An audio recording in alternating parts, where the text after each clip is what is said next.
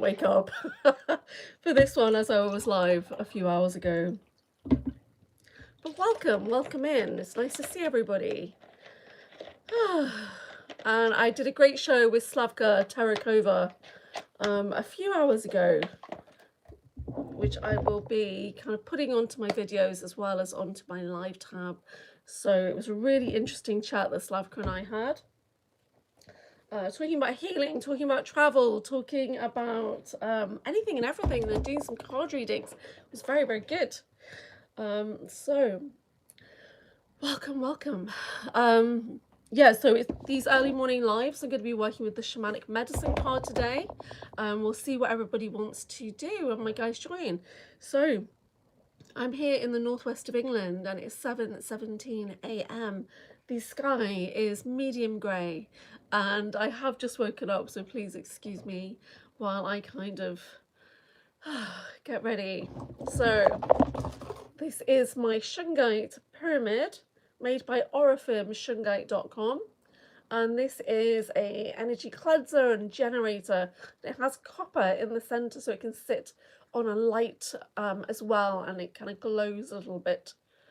So but I just thought I'd share that with you because it's right next to me. I have a lot of sacred tools right next to me at all times for all the work that I do. So yeah, so I've got this with me. I also work with this for protection, for cleansing, for healing, but mainly for protection. And it has an amethyst crystal there, like a flame, to represent my violet flame work, which I do every day. So I've got violet flame runes with me as well.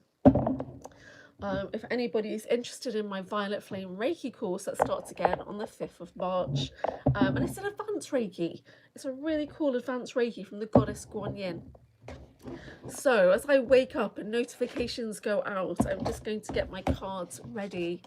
And hopefully some people will join me at this really early hour for me. So it's 7:18 in the UK, which means it's like 2:18 Eastern in America, but it could be 7 p.m. in Australia, so who knows who's going to join us. So when you do join me, please let me know that you're here in the chat. I've had a couple of cards jump, but there's 3 cards, so put them back in. I generally don't deal with jumpers too much unless it's just one specific card comes flying out of the deck. Then I will have a look and see what was that. What's going on there? I just want to start my session today by calling in my guides and guardians in true benevolence with no conflicting agendas, asking my team in spirit to take their place 360 degrees around us to ensure that we have a beautiful session with no drama and everything. So welcome. Thank you for popping in and out if you are doing that. That's brilliant. So if you're here, pop a message in the chat and let me know how you are, where you are, and anything unusual that's been going on with you lately. So this is a mystical wellness channel, and on this channel we look into anything and everything related to mystery, magic, esoteric, wellness, healing, travel, on and off planet. So yeah, so we deal with the galaxy, the universe, and so we look into a little bit of everything on this channel. So mystical wellness and galactic weird shit is the kind of the tagline for my channel. So it's so great to see you guys, and let me know how you are, where you are, and what you are up to at the moment while my energies adjust to waking up right now and jumping straight in. I've got some exciting news as well that I'm going to share once everybody gets here. So so yeah, so I'm in the UK, 7:20 a.m. here in the UK, and I've got the shamanic medicine deck ready so that we can share some story medicine with people as well. So I am AnchorHaven, and we do a little bit of everything here on my channel. At the moment, I have a jam-packed podcasting schedule, and my next 2 guests that I've got coming up are going to be healers. They're going to be in different countries, and I'm really excited about that as well. So I'm doing an interview with Felicia DeWilt on Saturday, and Flix is going to be interviewing me apparently. And I had a dream of I was being interviewed. Oh my word! So I'm starting to remember my dreams a little bit more. Hi James, good morning. How are you? It's 7:20 a.m. in the UK. It's great to see you. Thank you for coming on. You're the first one. And I've just had loads of messages from Christy Campbell, and she sent me photos. And the ones that I had a look at was she was tracing back my Tuatha De Danann DNA. There's like a Celtic family tree there leading back to Danu and the Dagda. 121, where James is. That's amazing. So I've been having some really weird dreams in the last couple of hours, on and off. I toss and turn. I never have like a full sleep. I've not had a full sleep like that for 20 years. So now I just have little intermittent, and then I'm waking up constantly. But I had a dream that I was being interviewed. There's too many podcasts back to back, I think. Yeah, so I'm preparing for this interview with Felicia DeWilt tomorrow, Flix Love. And Flix is crazy, just came to mind. But Flix is a very accomplished music teacher and healer. She's probably one of the most powerful healers I've ever met in my life, and her reaction to my symbols, my sigils, is amazing. But when I show her just one of my like violet flame cards or runes, you can see an immediate reaction in her energetic field. It's insane. And then she'll just come out with some like light hands or light language or burping even, you know, and it's like you see the effect of the symbol like on her energy. It's amazing. So Flix, I think I've done 2 videos of Flix already on my channel. FeliciaDeWilt.nl is her website if anybody wants to check that out. She's got some really cool stuff going on. And today is the birthday of Harune Arasaka. So on John Whitberg's channel, he's putting a video on there, and I think he's even got a show later that he will be premiering as well, so do stay tuned for that. Because I noticed a little birthday message has gone out for Harune already. So his son who passed away, one of his sons. So how are you? What's the weather like? What's happened since the last few hours when we met? Too many lives. But how good was that show with Slavka? It was such a good show, actually. I don't know how much of it you caught. It was a dead good show, and I will be uploading it with the side to side view, the double header, as Miles from Basis calls it. I'll be uploading the double header onto my videos very soon as well, so you'll be able to see us both on the screen. I'm not sure why, but when I do the live stream directly from Zoom, it only shows the one person view back to back.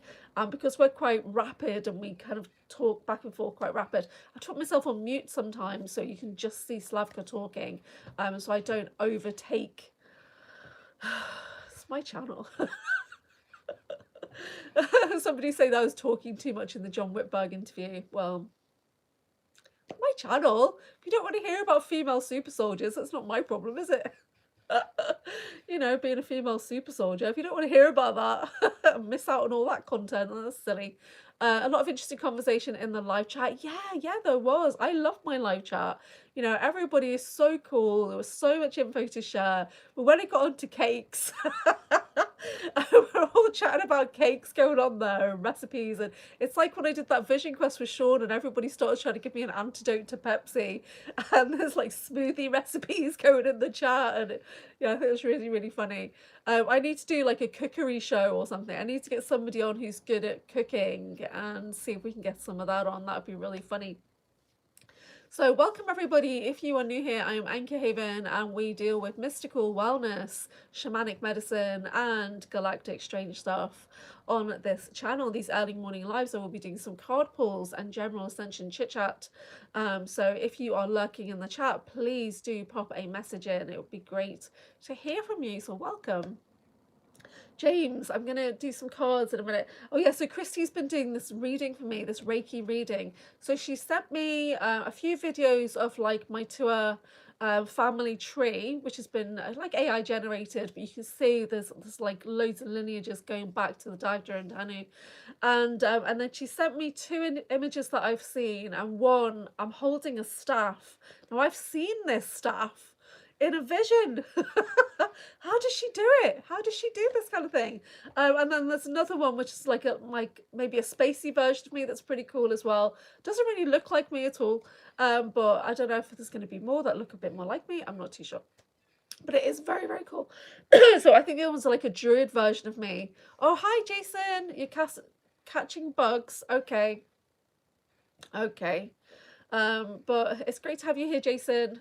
You're one of my favorite people, Jason. I really like you. And Jason's like a good, I find you grounding. Holler if you need me. Jason, where are you? Yeah. So I find you're very grounded, Jason. I know you don't think you are, but I find you very anchoring for me. There's a few people in my day-to-day that anchor me, and you're one of those people. So thank you for that.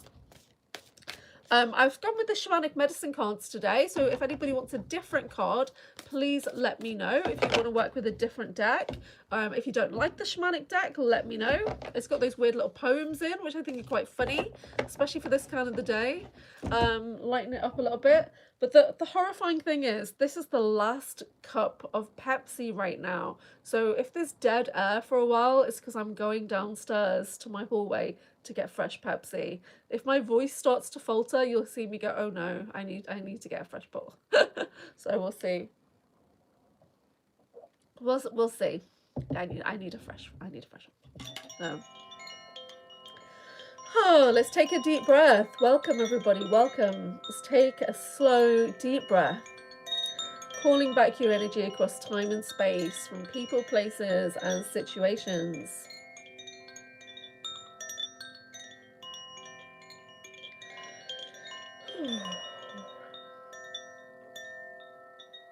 I felt quite heavy after the live with Slavka.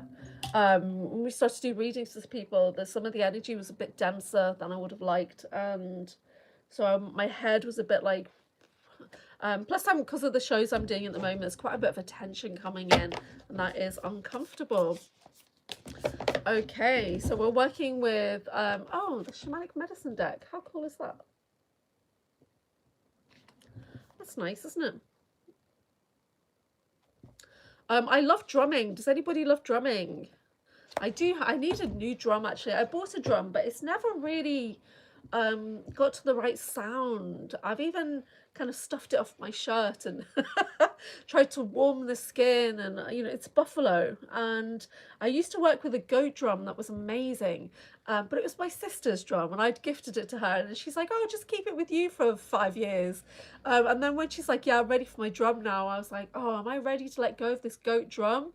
And well, let me go and get my little tiny hand pan since you're saying that, Jason. 1 second.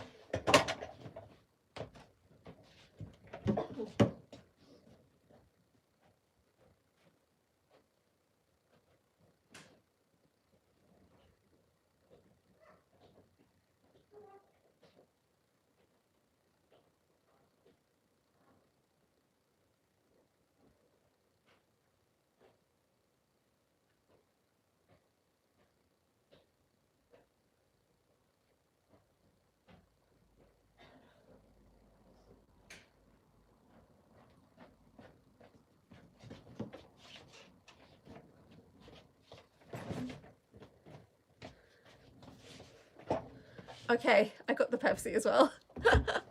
So when I was in Glastonbury, I don't know why I bought it, because it's ridiculously expensive for what it is. It's so tiny. And I thought, I want to start traveling again, and I want to have sound tools when I travel.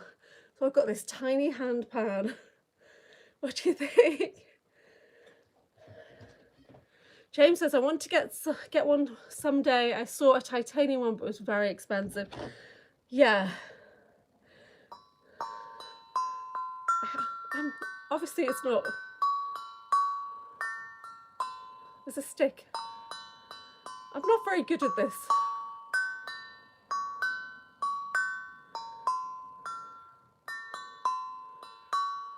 It's not like those big ones, you know, which the kids do. Have you seen the kids playing the handpan?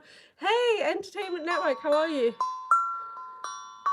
Jason wanted to see the handpan. I've got this little tiny one, which is a real hand pan. Right. It's awful, right? It's so bad.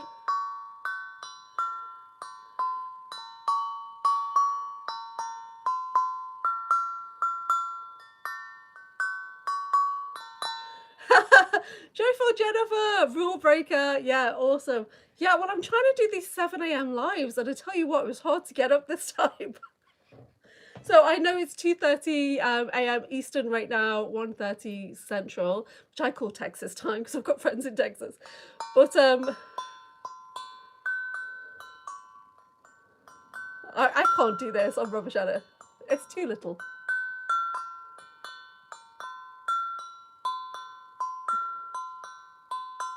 Ah, I think you should get that. You should get it. I love those kids on Instagram. When you see those Aussie kids playing the handpan, it's so awesome. It just sounds beautiful, right? And the way they use their hands so freely, and love it. This is more novelty, I think.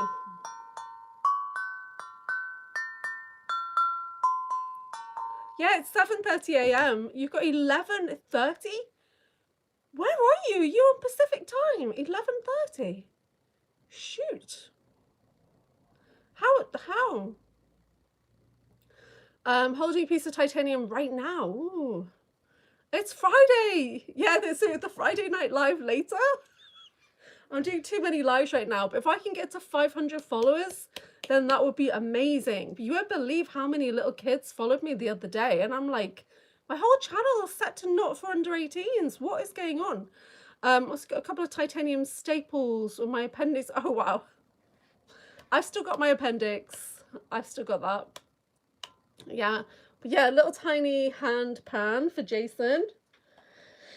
It's not very good, is it? It's not very good. So I'm gonna put it back in its box. I take it to shows with me now and try and sell it. But at the time, I was just really inspired to buy it. I don't know why. I do not know why at all. Okay, so let's see what we can talk about that is different to what I've been talking about in the last few hours. Does anybody work with selenite, satin spa? Does anybody work with this stuff?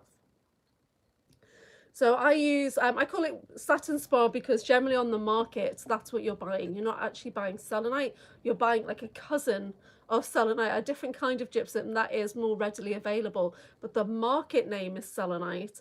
Selenite grows in a cave full of water. Yeah, if I place this in water, it will slowly dissolve perhaps or break into pieces.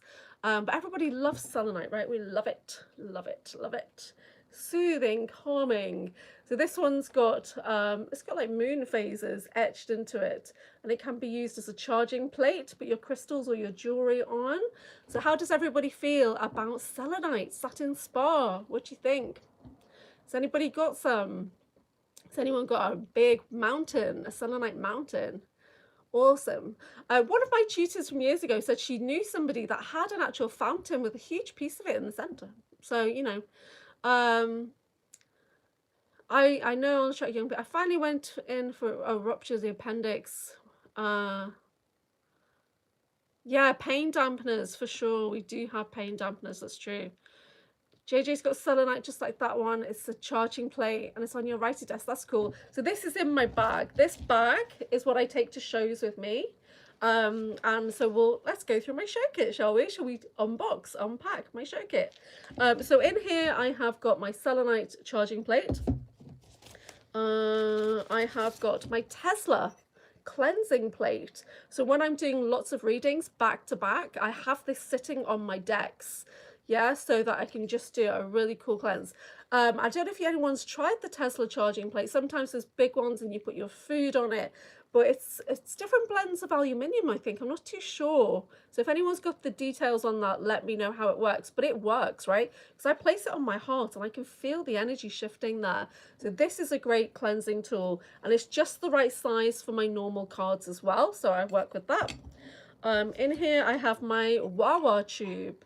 My frequency tube, this is the 963. This is the God source frequency. So when I need to cleanse myself, my cards, my client very quickly, this is what I use.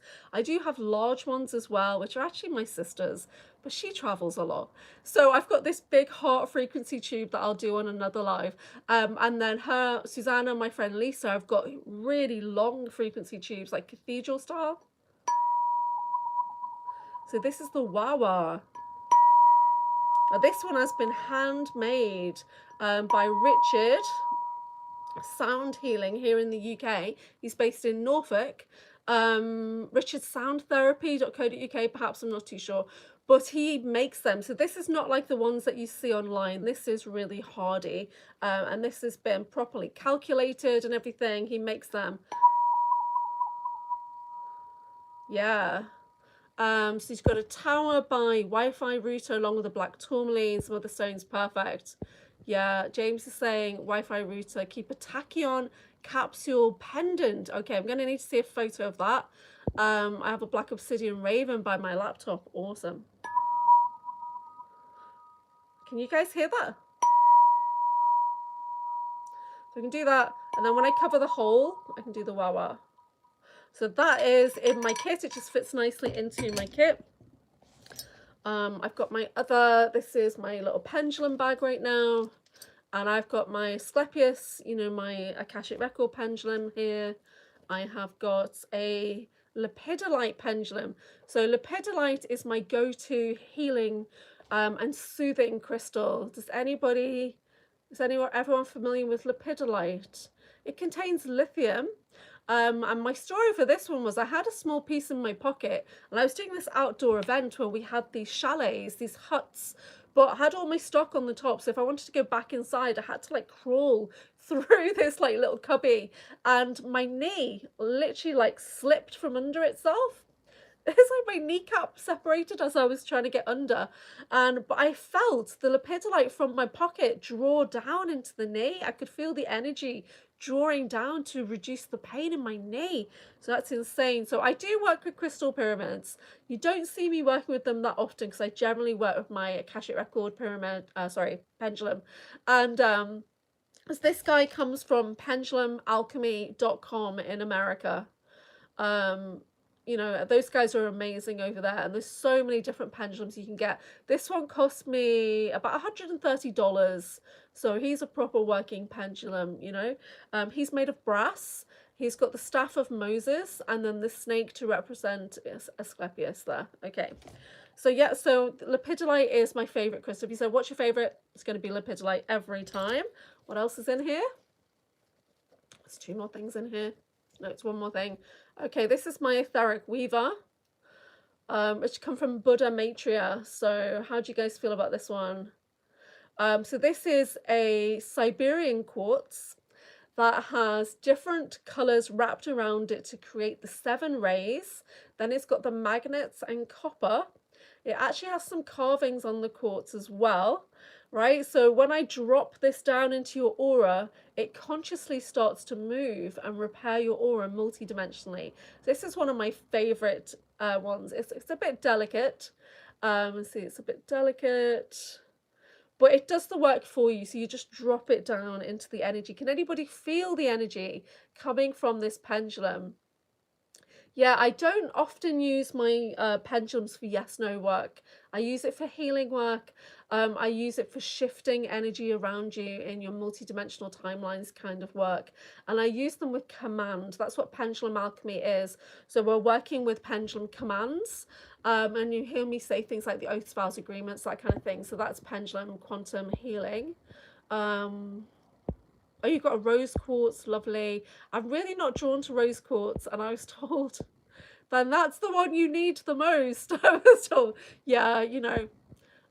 You've got a slim Sperling harmonizer. Okay, I'm going to need to know what that is. I've never heard that before. Now, I don't consider this to be a wand because it's double terminated. If it was single terminated, yes, I'd call it a wand. But because it's double, you've got the energy shifting in both directions, yeah? You've got energy going in and you've got energy releasing as well. So I would need to cap off the end if I was using it as a wand, so I didn't have energy coming back at me. That's the difference there. So you have to be very careful with points, yeah? Be careful with points. Sometimes I will just use a regular pendulum as a wand, as a point.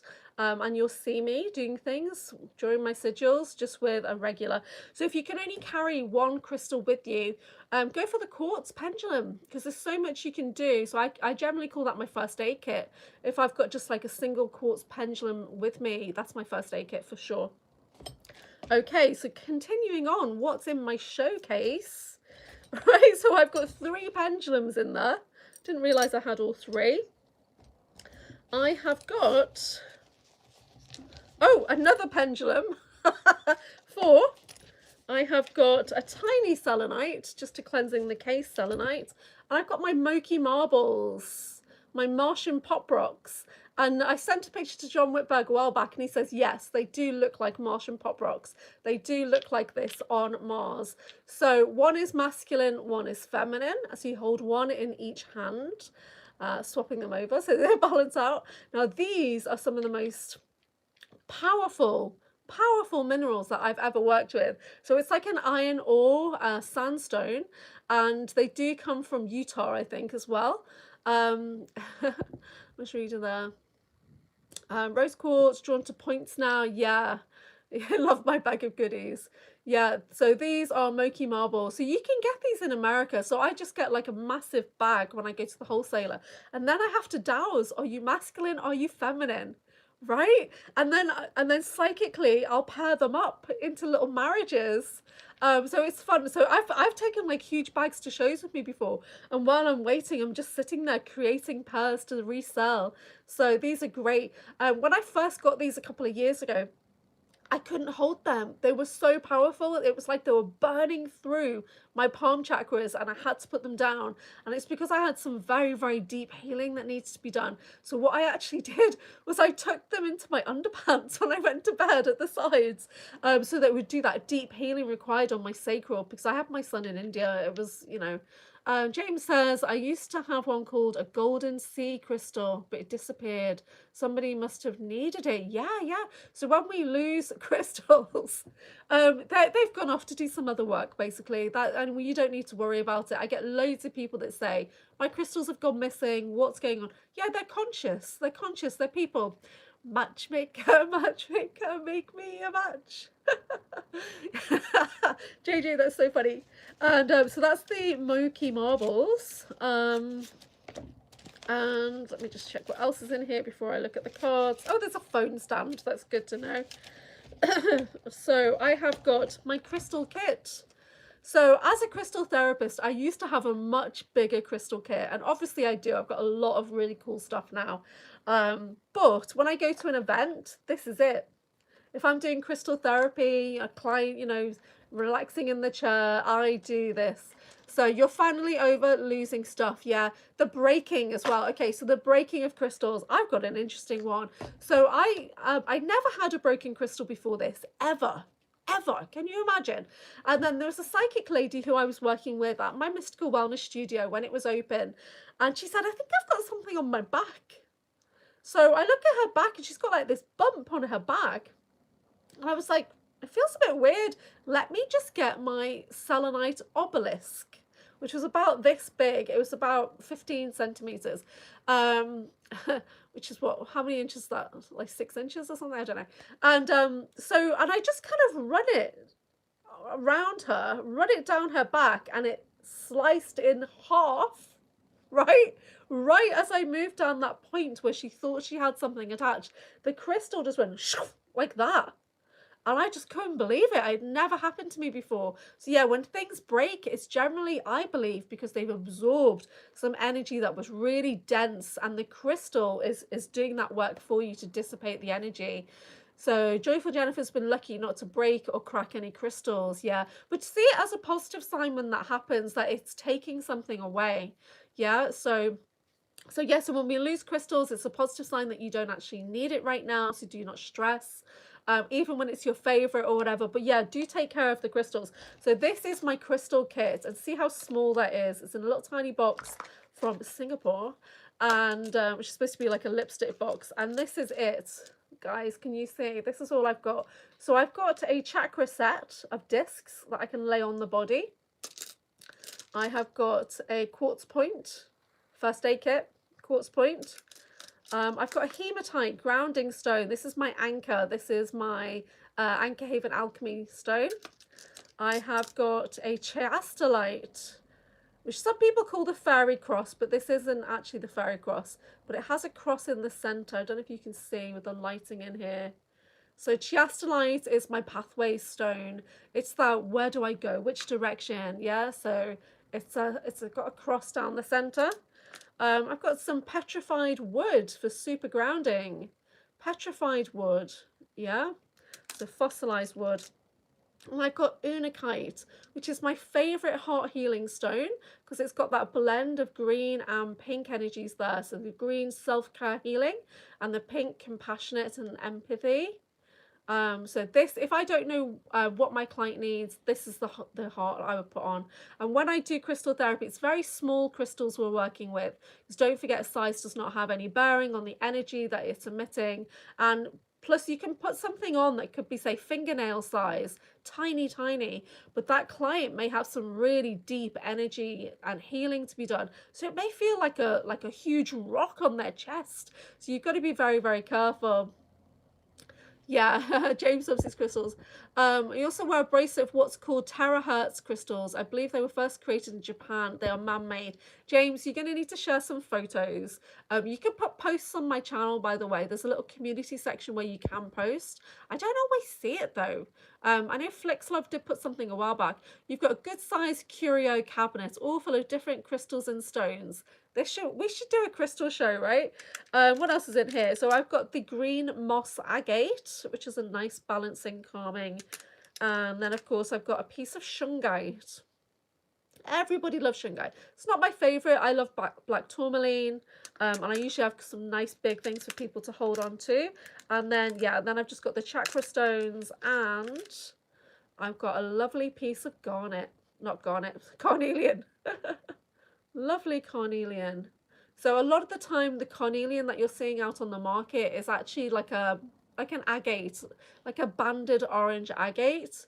But this, I do believe, is carnelian. It feels great. Love it. Love it. So that's it. That's my whole crystal kit that I would take if I was going to a show. I probably would have a bigger quartz point, like a 10 centimeter, which is rounded on one end, pointed on the other. Then you can use that for massage. I do crystal meridian massage. I do crystal facial massage. When you're drawing thumbs, like over the face. I was literally talking to a friend about this the other day because she's just done her training. And oh, thank you, thank you. Some haven't a clue. I know most of mine. Yeah, I'm pretty good with my crystals. There's a remembrance there, you know, there's like a long remembrance. So I have a little tiny deck as well. I love some little decks. This sits nicely in here, and this is a soul deck. And it's just come from a magazine. But I actually bought them separately at a show. It's by Wendy Thrippleton. So Wendy Thrippleton was designing cards for Soul and Spirit magazine long ago, and these are mandalas. Okay, so maybe we'll work with these a little bit today. Push aside your doubts, and there is a mandala there for you to tune into. Okay. And then, of course, I've got my Akashic Oracle by Marina Beach, the Soul Alchemist. I have a couple of these decks that I work with. And I'm probably overdue to get a new deck, actually, because they get a bit worn, because I do a lot of Akashic Record readings. If anybody would like to book in for a longer reading with me, just visit my website, AnchorHaven.co.uk. And like a full session is £60 right now. But if you're on my Substack, if you're a Substack subscriber, you can use the coupon code SUBSTACK and get a 30% discount. Hi, Santino River Roms. Oh, I get it. So you used to have some runes when you were a teenager. Yeah, it's great. I mean, Slavka was using her rune cards that she made, and I actually have rune cards that are black and gold, but I love working with runes. Mine are little flat discs, so I will get them out at some point. But today I've got my Reiki runes.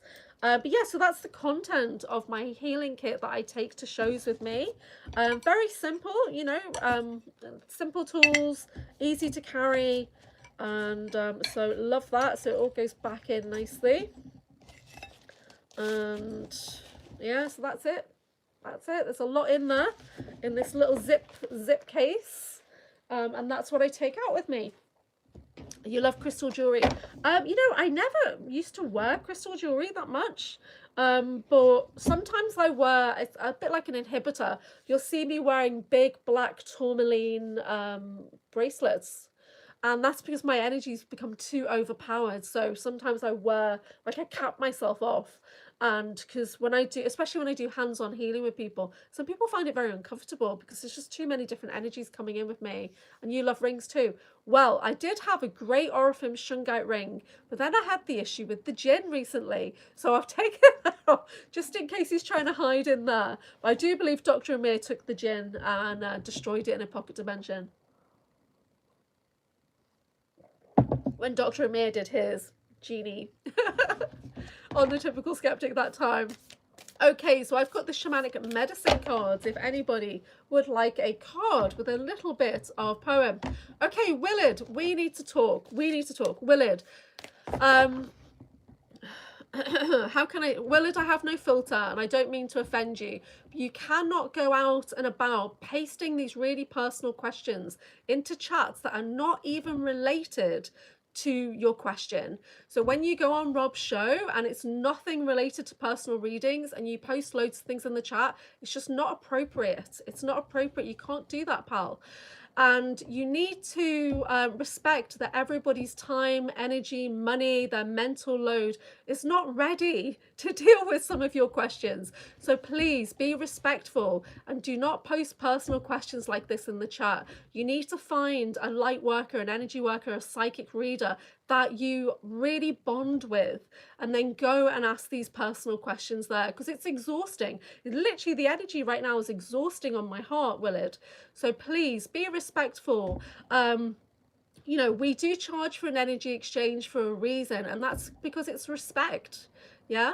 So when you go on people's chats and you're posting in these super personal questions, it's just not appropriate. I'm sorry, pal. It's not appropriate. Yeah, okay, thank you. And you're a nice guy, I know that. But please don't overload people with your questions, okay? Some of them are too personal. We are not going to have this information for you. And anybody says that they can sort this out for you, I would really doubt that they've got that information. So general reading is not going to be able to answer some of the questions that you're posting in, okay? It's just not. I don't even know who to refer you to, because I'm pretty sure you've tried lots of different people. But beware. I think with the amount of work that you've been doing, you totally just need to go into meditation. You need to sit down, create that relationship with yourself, okay? And somebody said to me a few years back, why can't you just sit with yourself? And I was like, I just can't. It's hard, and I get it. I'm at that point now, years and years later, where I can sit with myself. I can query. I can ask questions. I can talk to my higher self. I can talk to my alters in my head and things like that. But years ago, I couldn't do that. So I know how frustrating it is when you're seeking these answers, but nobody's got them. And that's because you are meant to answer these questions, okay? Or a private investigator. I don't know. But yeah, so just beware that people are not prepared, especially when we're just on a show in the evening and we're there for entertainment. We're not going to have the answers to your questions. But if you haven't met Jay Skyrunner, I think he was open to helping you. So please go find Jay Skyrunner's channel. He's just changed it to something like Celestial Energy. So Jay was open to the idea of helping you, I think. So do go check out Jay Skyrunner on Facebook or Celestial Energy on YouTube. Yeah. So we're all in search mode. We all go through these moments when we're seeking, and nothing makes sense. Even when you get answers, it won't make sense. You have to take the time to integrate those answers, yeah? So when I'd had a reading with the ACIO, which was 2.5 hours. This is a year later now, and I still haven't fully taken in 2.5 hours of information that was in that reading. And it was multi-dimensional, and it was multi-versions of me going back to the 1920s, multiple realms of existence, taking in my super soldier and all this kind of stuff. And I still have not fully processed that reading that I had a year ago. So when I have sessions with people, which I pay for, by the way, just to put that out there, that everything I do in my channel where it's a personal reading, I've paid for that session. Like me and Sean Bond or me and Christy Campbell, I pay for those, right? So that's important energy exchange, because you're showing that you respect that person's work and you respect their need to survive and pay their bills and things like that. And some of us have spent thousands and thousands of dollars in the last 20-30 years to learn the skills that we have as well. So please, the information that you already have, take that time to sit with it, sift through it, and find the information that really resonates with you, and then go deeper in meditation. Because I guarantee you that if you go back and look at some of the information the psychics have given you in the last so many years, you will find that there's new information that you can psychically pull out of what you've been given by somebody else. I guarantee it. So I go back and I re-watch all of my videos, all of them. Even the ones where it's just my diary, I go back and I re-watch them. The reason I do that is because my mind is rapidly changing, updating, upgrading. My language is updating. My gnosis has just completely changed in the last 3 years. So please do take the information that you have, go through it, pull out something that really resonates with you now that you didn't notice before, and sit and work with it. Journal, meditate, just go out and ask questions of the fairy realm and stuff like that, right? This is important. Okay, so that's for you and Willard and anybody who's in that seeking mode right now. So James says, I wear a bracelet off Vedsanite. Now, I'm pretty sure I have a piece of this. I'm pretty sure I do in my secret stash, and I'm going to try and find it. Cleanse the aura and a copper cuff with magnets. Oh, yeah, James, we need some photos. Please, can you post some photos and put them on the community section? I do. James rewatches his videos as well. Yeah. So James and I are kind of going through a similar process where we're having these really expensive readings sometimes, but then we take that and we spend months, 3, 4, 6 months on breaking it down. What does it mean? Going into meditation, going out and asking questions with the land and all that kind of stuff. Oh, there's Jay Skyrunner's link there, celestialenergy.net. He's got a new website. So that's for you, Willard. Jay does a lot of different things. Jay was, he's an interesting chap. He's in Canada, so his rates are Canadian, so it's actually a lot cheaper than you realise. The exchange rate from UK to Canada is dead good. Much better. And so when I had a session with Jay Skyrunner last year, I'd had a weird experience, and like a few days earlier, I'd woken up in my room and my energy had kind of got like something was there. And I did the I'm the love, I am the light, I am the truth and all this, and tried to protect myself, but it was too late. The shadow being was already in my mind. So when I sat down with Jay Skyrunner, the first thing he said to me was, oh, you've got a shadow being in your mind. And I was like, whoa, this guy's the real deal, actually. So Jay Skyrunner has moments when he's spot on. He really does. Other things I don't fully agree with his method, but we're just on different pathways. That's fine. So Willard, if you have Canadian style money, so it's not massive of money like American, check out celestialenergy.net with Jay Skyrunner. He's also got his Celestial Qigong series. So look into that. Check out his channel as well. So Joyful Jennifer does Jay's Wheel of Light to warm the body. Yeah. So he's an interesting chap, we're not busy mates or anything, but he's a good colleague. So please do check him out, because I remember that he was open to helping you in the chat one time on Typical Skeptic. So do have a look. Okay, so today we're doing shamanic medicine. So I'm gonna pick a card for you, Willard, since you're open to receiving. But we're working with story medicine as well. So there's poems in this book, which I'm gonna read out, and I don't know if it'll help you, but we'll give it a go. Okay. So if anybody's interested in the work that I actually do, I look at the energy that's impacting your life. And a lot of the times that energies come from past lives. And it's things like grief, greed, confusion and things like that. That's the kind of work I do with my Akashic Oracle. I look to see what energies and emotions are impacting you in the here and now, and I move to clear them out and replace that void with something more supportive, more successful, like cosmic divine love and wisdom and mastery or alchemy, that kind of thing. He has some excellent Qigong videos if you're interested. Yeah. Why have you put Cheers Harry Potter? Have I missed something? I should get some Harry Potter cards. Is that a thing? I love Harry Potter so much. I can't believe that they're remaking Harry Potter. I just can't. I just can't go there. Drinking water, myself, your cup. Okay, I'm definitely missing something in the chat because some of these are really random. Oh, sorry. Drinking water. Yeah, sure, yeah. Yeah, so on the other side, it's got Hogwarts. You never get to see that because I hold it on one side. This is my right hand side. So everything's kind of reversed.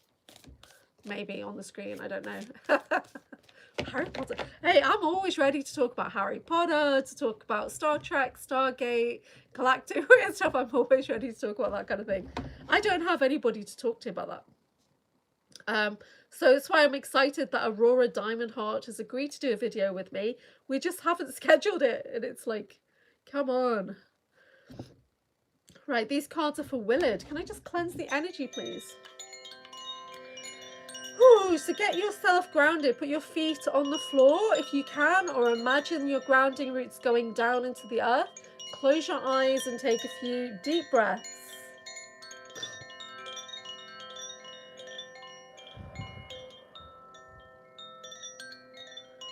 Yeah, there's so much going on in your head, Willard. There's a lot of energy at the back at the altar major. There's a lot of energy at your third eye.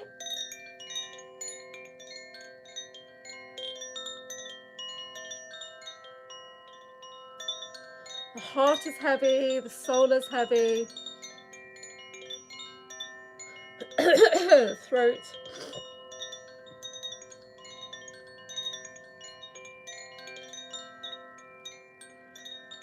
Ooh.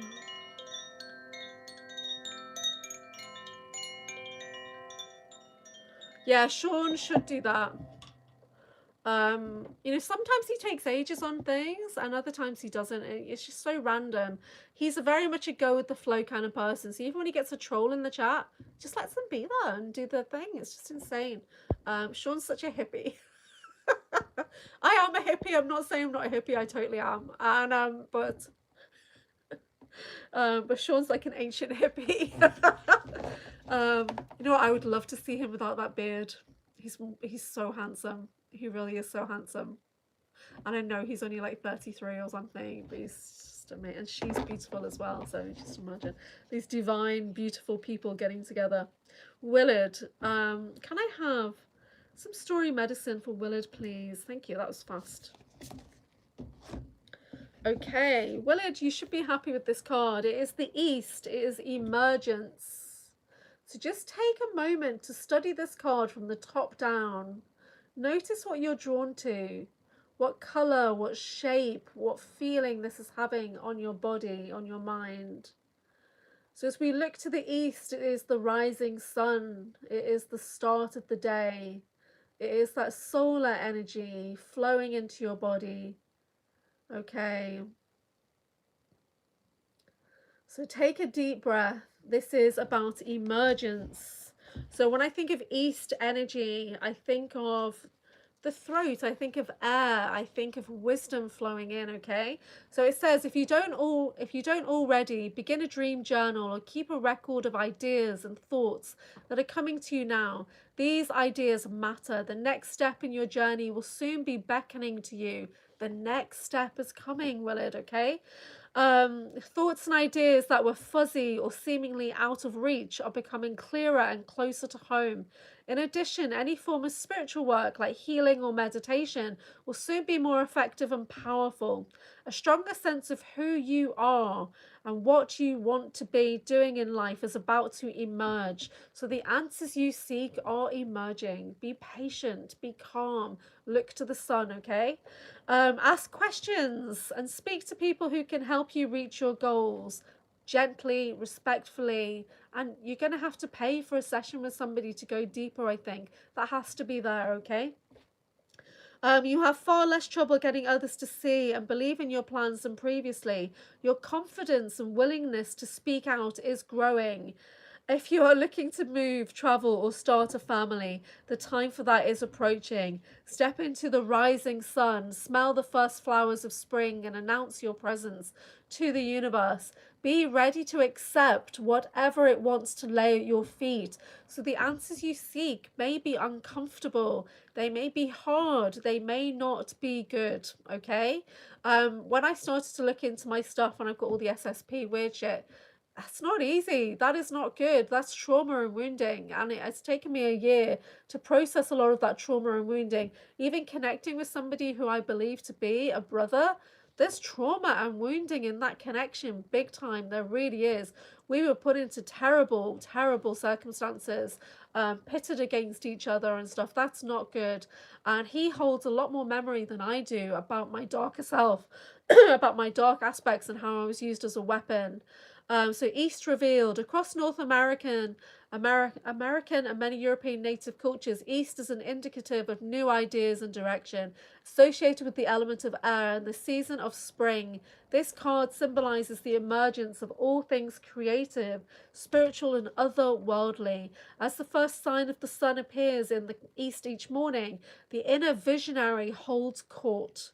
This element fills the nights with dreams and the days with inspiration and insight. The east wind is favourable for new possibilities and heralds a need to discern between the practical and the fanciful. So a fresh start is on the horizon. And this is for everyone. If it resonates, please do take it, but don't try and make it fit. Clarity, new ideas and inspiration blow in. A great time to start a venture or breathe new life into an old project. Rise at dawn. Greet and embrace the potential of the new day. Visualization is enhanced. So the East speaks. New beginnings I do bring, full of promise, just like spring. My winds now carry hope to you of something truly wondrous and new. So that is for you, Willard. I hope that makes some sense for you. But it feels like a new age is emerging for you, Willard, as well. So that was an interesting question from Tan there. Is the planet heading toward a golden age or a dead world? It's a bit of both, mate. It really is. It depends on your perspective, I think. Some are going to the dead world, some are going to the golden age. James says, at first there'll be a lot of junk coming to the surface to be removed. But yes, we're going towards a golden timeline or golden age. Yeah, that's true. Not everybody can go. Not everybody can make it, unfortunately. Unless they suddenly change their perspective. I try and work with the interesting point of view tool. So no matter what anybody says to me, I have to remember that that is just an interesting point of view. We don't need to accept it. We don't need to reject it. We don't need to own it as our own. We don't need to justify it. That's their truth and we let it be there. And we are a neutral observer. So that's what I'm working towards. It's dead hard. But that's the Access Consciousness tools. And I try to bring them into my day. Woo family, hello, greetings and salutations, fellow humans, Dracos, Andromedans, Lyrans, Nordics alike. I love that. That's so cool. That is super cool. How are you doing? We're working with the shamanic medicine again. I've just done a reading for Willard. I've been a little bit hard on Willard, but sometimes you need tough love, and I have no filter, so I do tough love readings, I'm afraid. I do, because sometimes people need a slap, and that's when they get me. Yeah. My friend the Urban Warlock is the same as well. So I've got a couple of short readings on my channel with Richard, the Urban Warlock Healing. Do go check out his YouTube as well. He does daily TikToks, and you'll find me on there at some point during the day as well. And I do guest spots on his channel, and he does guest spots on mine. And I'm really tempted to bring him in for a live soon. Richard is a very no-nonsense reader. So woo. Been eating Fat Boy brand ice cream sandwiches all night. Fat Boy brand, that's so awesome. We don't have that here. And Tillamook green mint chip ice cream. Oh, amazing. Was Woo on the show earlier with Slavka when we were all talking about cakes and ice cream? Yeah, I need to do a recipe show so everyone can share their recipes, because there's just obviously too much going on. I'm breaking the rules 2 nights in a row. Oh, Tillamook mint. I've never heard of it before, but I do love mint choc chip ice cream for sure. I'm not big on the sweets. I know you think, oh, she's quite heavy. She must be. I'm not actually. I love savoury foods. It's my Pepsi that kind of throws my system out of whack, and the huge amounts of cortisol that my body is creating. Yeah, Jason knows. Awesome. So if anyone would like a shamanic medicine card, or you've got a question about anything at all, anything in the universe, I will try my best to answer it. I'm getting interviewed by Flixlove on tomorrow, Saturday. And I don't know what she's going to ask me. She's really out there sometimes. So she's going to throw me some weird ass questions, I know. And it was bog off. It was buy one, get one free. It was boggo. We say bog off.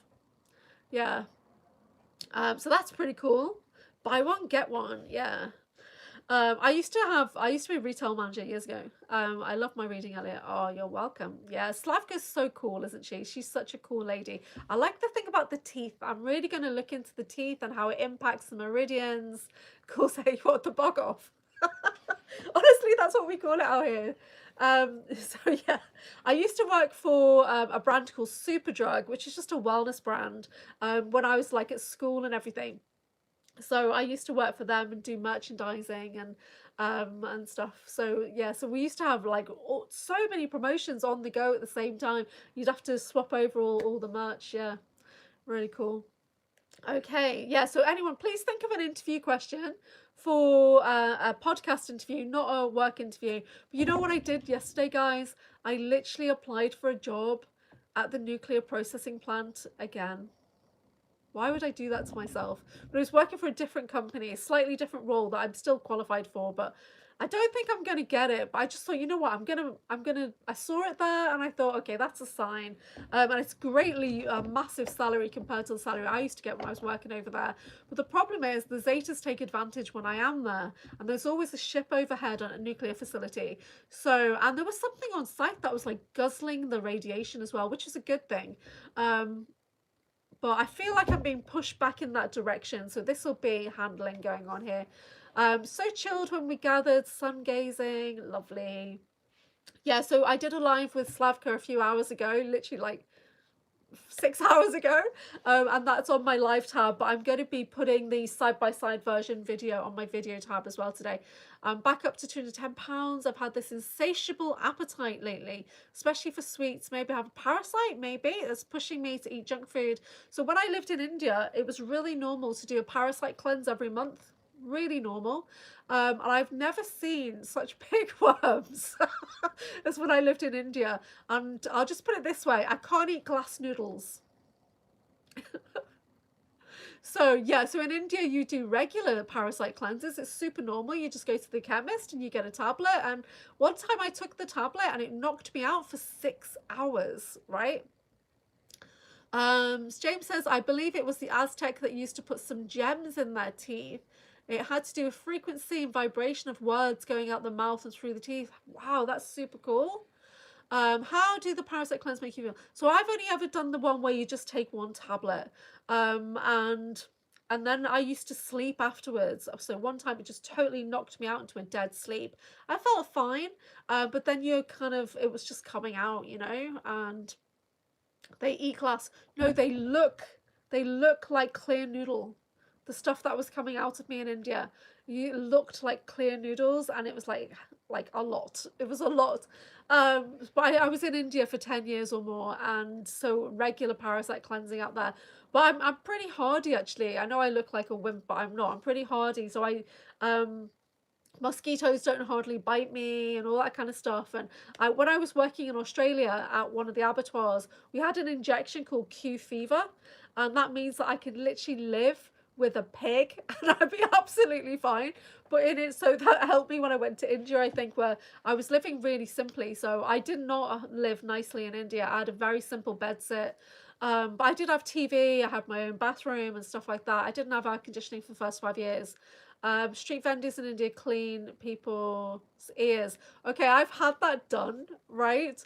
So this is one of the stupidest things I've ever spent money on, was the ear cleaning, because it's a complete scam, right? It really is a scam. And it was like, I was working on a resort and you get 1 day off, and I was quite new to living in India, and I thought, I'm going to go to the beach. I'm going to be a beach person. I'm not a beach person at all. So I'm laying on the beach, and within the first hour, I was surrounded by people who were trying to beg or, you know, trying to come up. And then this guy comes up, all dressed, all fancy looking, with a big moustache, and he's got a crowd of people around him, and he wants to clean my ears. And he has got a long needle type thing to clean my ears. And I thought, you know what, it's always nice to earbud, it always feels good. This is before I lost my hearing, I'll just put that in there. And so he's in my ear with this very long needle, and then he takes it out, but he's pulled out a stone, saying that stone was in my ear. What rubbish. absolute nonsense. And he had this little book when people had written things in the book. That's how they get you, you know. So Joe Blogs from America has said this or whatever. And then in my purse, I only had 2 notes. I had a 10 rupees and I had a 500 rupees. And I'm looking at it thinking, pretty sure this is a 10 rupee kind of deal. But if I give him 10 rupees, they're all gonna like be annoyed here. So I had to hand over my 500 rupees very slowly, very reluctantly. And then when I told my boyfriend at the time, I think this must have been in the first 10 days of being in India, he was just like, oh my God, you got totally scammed. Yeah, so not good. So the ear cleaning thing is just nonsense, absolute nonsense. Used to have, JJ says, I used to have fresh oregano, we say here. Need to plant some. Yeah, BS. It's all BS. There's so much in India that's BS. It really is. But you have to try and be respectful.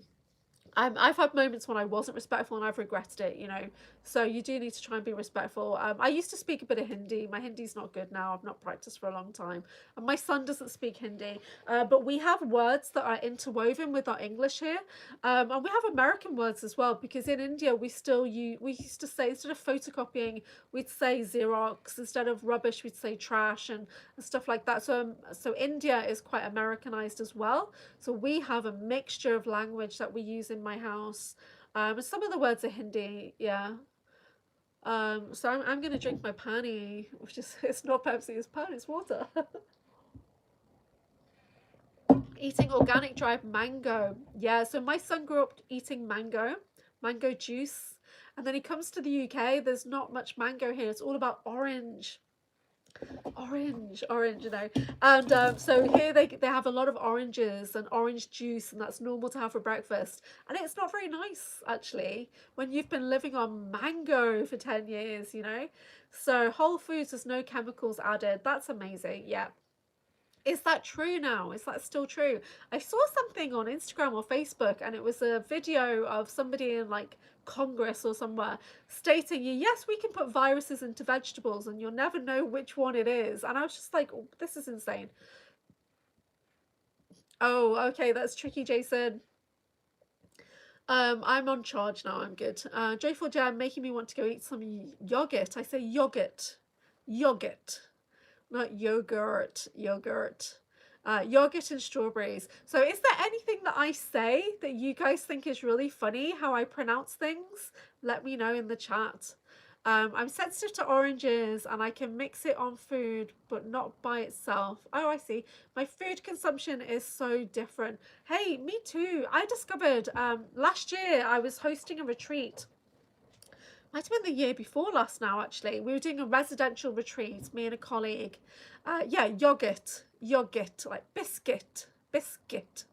And so we were rented this beautiful place, and then we were designing the menu, and we're thinking, okay, we've got like 13 people, we were going to do some goulash or something, you know. And then one lady said, I can't have nightshade vegetables.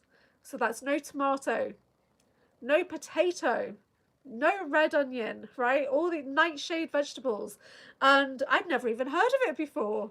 But then I actually started to cut out nightshade vegetables and my arthritis got better. And not amazingly, but it did improve. So now I'm very wary of red fruits, red vegetables, anything like that. I hardly, like I used to, yeah. Okay, is there any other words that I say that you guys think are funny? I can't say mole world, mole, the mall, shopping mall. I can't say it. I don't have a very good American accent. I spoke to David Purcell about this because he's like a proper New Yorker, Long Island accent. And I said, like, what kind of accent should I have? Maybe I should have a Chicago accent or a Boston. I think it was Boston. I'll have a Boston accent because I grew up watching Cheers, right? And that's set in Boston, right? And I grew up watching Roseanne. So in a way, she kind of raised me, that awful woman. But she, you know, she's coming out with some good stuff right now. You're going to start selling collage. Yeah, so collage is cake. We discovered collage is cake. And Slavka was like, why are you talking about collage? Don't eat as much as I used to. Stay away from skins and seeds on fruits, tomatoes, cucumbers, zucchini. So zucchini, courgette, courgette. Welcome to England. So somebody commented on a video that I did with John Whitberg, one that I was talking too much and not letting him speak. And the other one that I was a typical British. And John Whitberg said, "You are not a typical British." And I said, Briton, we are Britons. And because he said, "You don't get humour, you don't get sarcasm, you're not British." John Whitberg is more British than I am. I'm not joking. He really is. The way he talks, the language he uses, he's definitely more British than me. So lectins, seeds and seeds from fruits. Okay, get it. So I avoid fruit as much as I can. I avoid vegetables as much as I can. My son will only eat haricot vert, green beans. And he will have carrot, but not all the time. So I have frozen green beans in the freezer at all times because that's what he'll eat. And mixed... bell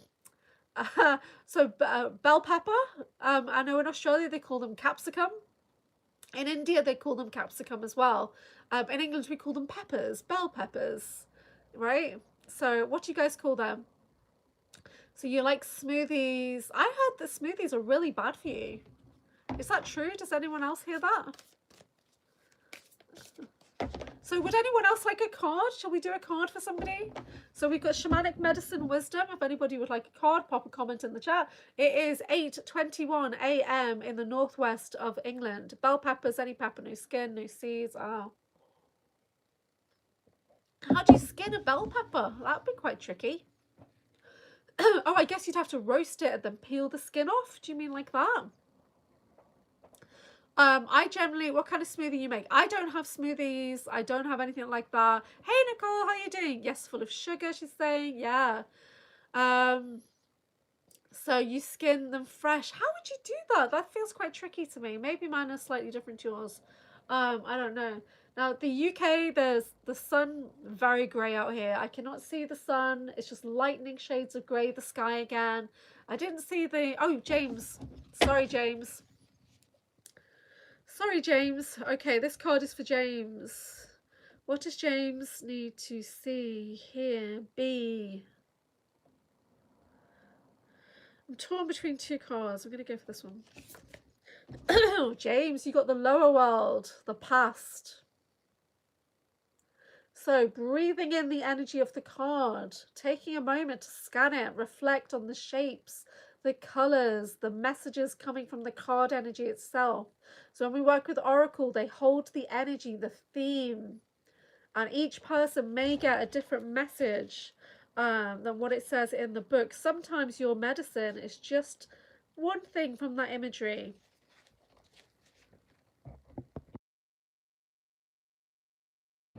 So you have a lot of chi flowing out of your hands. Yeah, the natural healing hands. What does everybody think about the palm movement that Sean Bond gets everybody to do?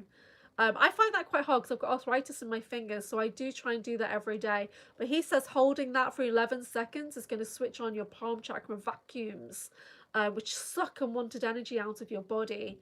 So has anybody tried that? Joyful Jennifer says coconut milk, berries, rosemary, apple pear, dragonflies, all skin, no seeds, dragonfly fruit, I guess. I live in the chi. Dragon fruit, okay. Okay, so this is the lower world for James. Shamans make the descent to the lower world through altered states of consciousness. Okay, let me find. Your thoughts and ideas are imprinted in the lower world, and once there, you can access the roots of your innermost feelings. The lower world grants access to nature's secrets, for this is where the elemental kingdom can be encountered. From here, wisdom and power can be brought forward into life to correct wrongs or heal the wounds of the past. Your totem animals will accompany you. So type in the chat anybody who is aware of their spirit animal who will take them into the lower world. Now, this is a great time to work with fire horse energy. So I have a shamanic horse that was given to me by a goddess. I'm trying to think of her name now. It's not Ceridwen. It might have been Rhiannon, but there was another goddess we were working with at the time. I think it was Rhiannon. There was another goddess, and I can't think of her name. So the lower world speaks, journey down into the deep, access through trance or induced sleep, Ancestors' spirits wait for you. Darkness highlights what is true. So James is going on a journey. Take some crystals with you, James. Connect into your spirit animal first. This is when I work with the shamanic horse energy. I work with the unicorn energy or the dragon to help escort me down there. But don't forget, when we go down the other world down there, the lower world is ruled by the snake energy. So as the shaman, we are like a squirrel running up and down the tree of life, Yggdrasil, or whichever you believe. Alter states of consciousness definitely fits. Okay. Jason says, great. Now it says, oh, lightning, 0. Okay, talking about your phone battery. Oh, dear me, dear me. So has anybody got a spirit animal that they connect with, or they've been told, or they've seen? You've shedded for a long time, Jennifer. Yes, yeah. I don't think we ever stop shedding, do you? Do you think? I mean, I'm very content with my life the way it is right now, and I have moments when I think, you know, I really love the work I do right now. I love people I connect with. I love it, and but there's still that part of me that needs to get a divorce, and I really do. So me getting a job is kind of like, it's just to get the money that I need to do those things, to finally end that chapter of my life and to start traveling again, and you know, be able to support the people around me a bit more as well. So James's old house, there's a lot of crows used to show up. Yeah, you know, crows are a great symbol of being watched over, so in a good and bad way at times. But crow energy is great. Who's the goddess of crows? I'm thinking of the Morrigan right now. Morrigan energy is coming in.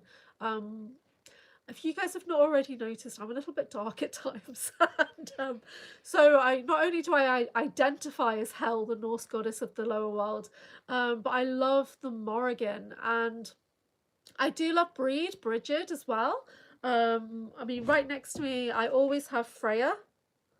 Okay, there we go. There's Freya and her crow. And I have the Morrigan and her raven. So this is on my desk all the time, right next to me. But it was, I wasn't really aware of the Morrigan until I was watching that show, Lost Girl. So if anybody wants to get into the Fae, into the elementals, do watch that show. It's all adventure, it's all fantasy, it's great. It's a Canadian show. And she's beautiful, obviously, and she's a succubus. She goes around killing people unwittingly, not realizing she's a succubus until she enters a particular town, and they've got two sides of the Fae there, the dark and the light, and she's made to pick a side, and she won't pick a side. So she's like the one that's unaligned, you know? So everybody is seeking her out to resolve her issues, and she becomes a private investigator. So Lost Girl, check it out. And that's when the Morrigan was the ruler of the dark side. That's why I'm mentioning that. So many birds, kinds of crows, bluebirds, hawks, and a pair of falcons, dragonflies, ladybugs. So we say ladybird, even though it's a bug, we say ladybird. So I had a lot of dragonflies in the past summer at this new house. Awesome. Dove, first visitor. Wow. When the magic began with a dove. How cool is that? I'm not big on birds. My son used to get attacked by a bird in India. There was a massive cockerel and a rooster. It was a rooster, huge rooster. And I used to live in this small town. It wasn't far from the beach. I used to live in this little tiny village. And so there was a road that we used to have to take to go from my house down this long kind of sandy pathway, turn the corner, and every time we came around the corner there was this rooster, badass info, right?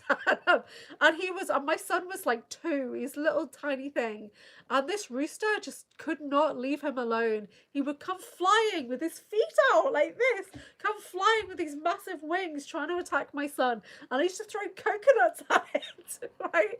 So it was absolute nightmare. So I have a fear of birds that way. However, they did save me, and they brought that targeting to my attention out here a couple of years ago, and I was sitting outside. I've no concept of time, so my time's totally off. Being a time lord, I'm like multiple timelines all the same time. So I'm sitting outside, and then the River Mersey is not far from here, and so then all the seagulls, huge seagulls we have here, they're not small, they are massive, like huge vulture-sized seagulls that we have here, because we're right on the sea, the North Sea, Irish Sea, and they were flocking around. And you've heard me tell this story that they hit into something that wasn't visible above the street lamp, and he literally dinked into something, and psychically I could see it was a cloaked box. And then about 2 weeks later I had a session with Soma, and she said, oh, the birds are trying to talk to you. And I said, that's already happened, Soma. They've already showed me that there was a targeting device, whatever that was, some kind of monitoring device outside my freaking house, cloaked. So that's insane. So pay attention to the birds. And if you guys notice that they don't fly in formation much anymore, have you guys noticed that? Because of all the pollution in the air, they don't have that V formation as much now. Owls, yeah, oh yeah. So many birds, so many birds. Sparrows, finches. I used to be obsessed with swallows because of Swallows and Amazons, the story, the adventure story, the book series. You saw a crane the other day. Yes, amazing. Yeah, I have a crane story. No, it's more of a pelican story, but I'll save that because it's going into one of my books writings. Okay, who is next for a card? Who would like a shamanic medicine card? I'll just show you guys this deck. So when we get a new deck, we look at every single card. We attune to its energy. So we cleanse the deck, we give it a good look, and then we place it on our heart and we bond and we set the intention with the deck, okay? So this is quite important because it could be that there's just one thing in the image that is your message rather than the book. So after a while, we stop working with the book because you'll have your own association with the cards, yeah? So this is the Shamanic Medicine Oracle by Barbara Meiklejohn-Free and Flavia Kate Peters, who are based here in the UK in Buxton. I've met them in person twice, I think. They're really interesting witches. So that's the one that's on the box. And it's funny because I wasn't really drawn to this deck, and then recently I bought it on a big wholesale order, and I had a retreat coming up, and I like to teach the medicine wheel every now and then, and I thought, you know what, let's just bring them in. And they are great, beautiful cards, really surprised me. Yeah, so lovely. That's me. I also identify as a Norn. Is anyone aware of Norn? Okay, so Sean said that James mastered the negative and the positive, and now he's balanced in the middle, making it easy to access 0 point. James, that's amazing. I can access 0, and I go there in my meditation, and I can literally move time around me in all directions. But it's not easy to get to 0 point for me. I'm not balanced. You know what I'm like. I'm on the edge for sure. I'm on the edge of something for sure. But I'm not fully balanced all the time. I do try to anchor. The violet flame is important to me. Anchoring the violet flame is a big part of my work. Oh, Joyful Jennifer's an artist. Amazing. Yeah, it's a nice deck. Spider Bite would like a card. Hey, Spidey. Your bank account 0. I feel you, missing time. I really do. Money comes in and out of mine very, very fast. So if I ever send anybody any money, you'll know that I've just had this big influx and then it's gone. So sometimes I prioritize, like, should I pay this bill or should I have a session with somebody? So I just got some images from Christy Campbell. I'm going to be doing a show with her next week to talk about this psychic session that she's done for me and my connection to the Tuatha De Danann, the children of Danu, the Fae. Spider Bite, how's your teeth? Yeah, Spidey, how are you feeling? How is your jaw? So Spider Bite, this card is for Spider Bite. We're doing shamanic medicine. Spidey. You've got the medicine bag. You've got the medicine bag. Look at that. Wow. So this is my medicine bag right now. They've got my Andara crystals in there. So I wear this around my neck. You have the medicine bag and it says treasure. Treasure. So just take a moment, breathe in the card, and notice what you're drawn to on the card. It could be not what you're expecting. So just take a moment. Yeah, take a deep breath. Okay. Oh, you're feeling horrible. Okay, okay. Let's see what medicine we have here for you. So it says medicine. Oh no, I've gone to medicine wheel, which says continuation. I'm just going to read the medicine wheel poem since it's come forward. Built on mountain, land, or mound, continuing to come around. Life's a circle, walk the wheel, connect with spirit, learn and heal. So, medicine bag. Here we go. It says treasure. You're being called to walk the medicine way. Gather up all the little artifacts, trinkets, photos, those things that carry special meaning for you, and select the most precious. Use these items to create your very own medicine bag. You can add treasured memories to your bag by associating them with tangible objects. A fond memory of the sea might be represented by a special shell. You'll soon need this medicine bag to further your spiritual journey as protector and way shower. You will come into your power as one who can heal emotional wounds and help others to do the same. This message is for spider bite. The medicine bag is potent when worn around the neck, but can also be kept in a pocket, bag, attached to a belt, or somewhere sacred within the home. The strength, guidance, and energy you can draw from the medicine bag is always accessed. And it's important to remember and learn from past experiences to create a brighter future. The medicine bag will help you remain calm when it comes to affairs of the heart. So adorn me with findings like feathers and jewels. I offer protection for your sacred tools. Placed round neck, wear me on your heart. Connecting with spirit and never to part. So yes, you've got medicine coming in. You have medicine on its way for you. Rest, I think. You really need a good rest. Yeah. Okay. Bag of tools, eh? Am I right in thinking that spider bite is quite isolated in your location? Okay. So I did look at Australia a little bit and tell a little bit of information about my time in Australia on the Sacred Sites episode 1 that I did with John Whitberg. And yesterday I uploaded the Bases TV edit, so you can see me and John. So Miles has edited it. I've got the full version of my channel, and there's like a 26-minute version, like a taster on Bases Project channel. But the full one, like I've got on mine, is going on basestv.com. You're alone there. Oh, we're with you, spider. We're with you. I'm sure there's plenty of spiders there with you as well. A couple of seashells that I got off the beach when I was at Diego Garcia. Are you kidding, James? Are you kidding? James and I are very connected in the locations that we've been. So I have an aspect of me that's at DG as well. And yeah, and unfortunately, she's not good. She takes a lot of pleasure in torturing people, apparently. Jessica Morocco called her a disciplinarian. And when I tune in, sometimes I see through her eyes, she's not doing good stuff. She's not.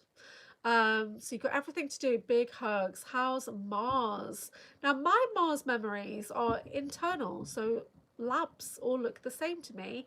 There was a bunker that Susan Long was talking about, not a bunker, like a docking bay or something that she was talking about when I did the video with Susan Long and David Purcell, and I could easily visualize it. I could visualize the planes going into an underground docking facility, and it was really clear in my mind, so I must have seen it. So spider bite's got lots of seashells. It used to live close to the beach. Now it's a long way away. Okay, I think make up a nice altar. Make up a little shrine and put on it your favourite things like you would in the medicine bag. Or create the bag. I mean, this one has just got Andorra crystals in. But I actually have a slightly bigger one that's for like a fairy pouch medicine bag. And when I find it, I'm going to put like a little healing kit together. So Jennifer says, I frequent Monterey Carmel. I don't collect much anymore. I collected too much. Yeah. Has anybody ever collected sea glass? Does everyone know what I'm talking about with sea glass? You miss hearing the ocean. Yeah. Lay them with the plants. Mars won't let me touch his foot. Oh, is Mars an animal? Don't know what happened to his foot. So who's Mars? I always think Mars is the place. Like, tell us about Mars, Spidey. Is it your dog?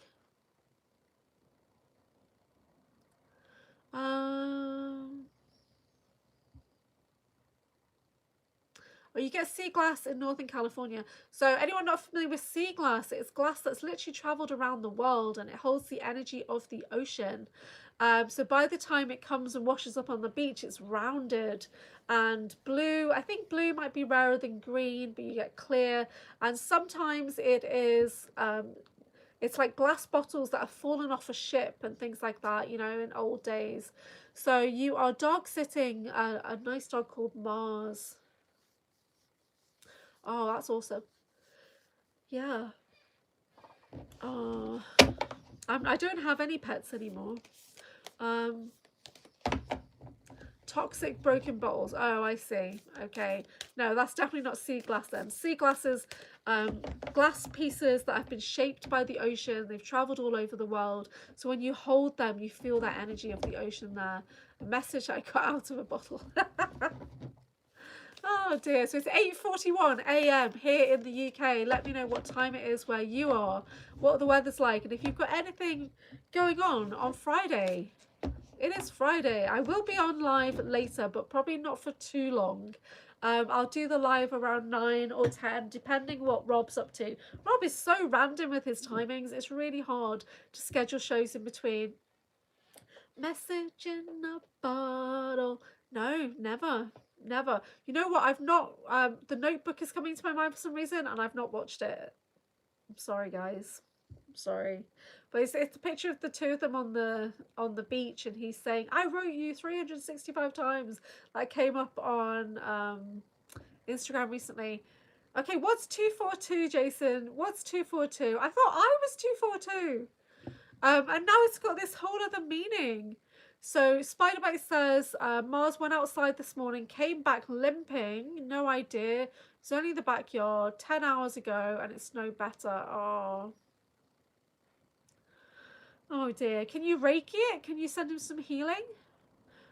Staff that I made is from a piece. James. James. Wow. You've got a staff? Are you kidding me? My staff is a huge rain stick, and I'll have to get it out next time. It's made from a piece of driftwood pulled out of the Mississippi. That's amazing. James, you've got cool crystals. You've got a staff. Oh, you're talking my language, pal. You really are. I love anything Merlin related. I love it. Okay. Yeah. I'm trying to think what have I got around me now that's you guys have not seen. I just got boxes of crystals everywhere. Like on there's boxes on my windowsill. There's things around me. I've got a whole other room full of cool stuff. Your son has a few staffs. Yes. Oh, I would like a new staff. I would, because mine is it's a rain stick.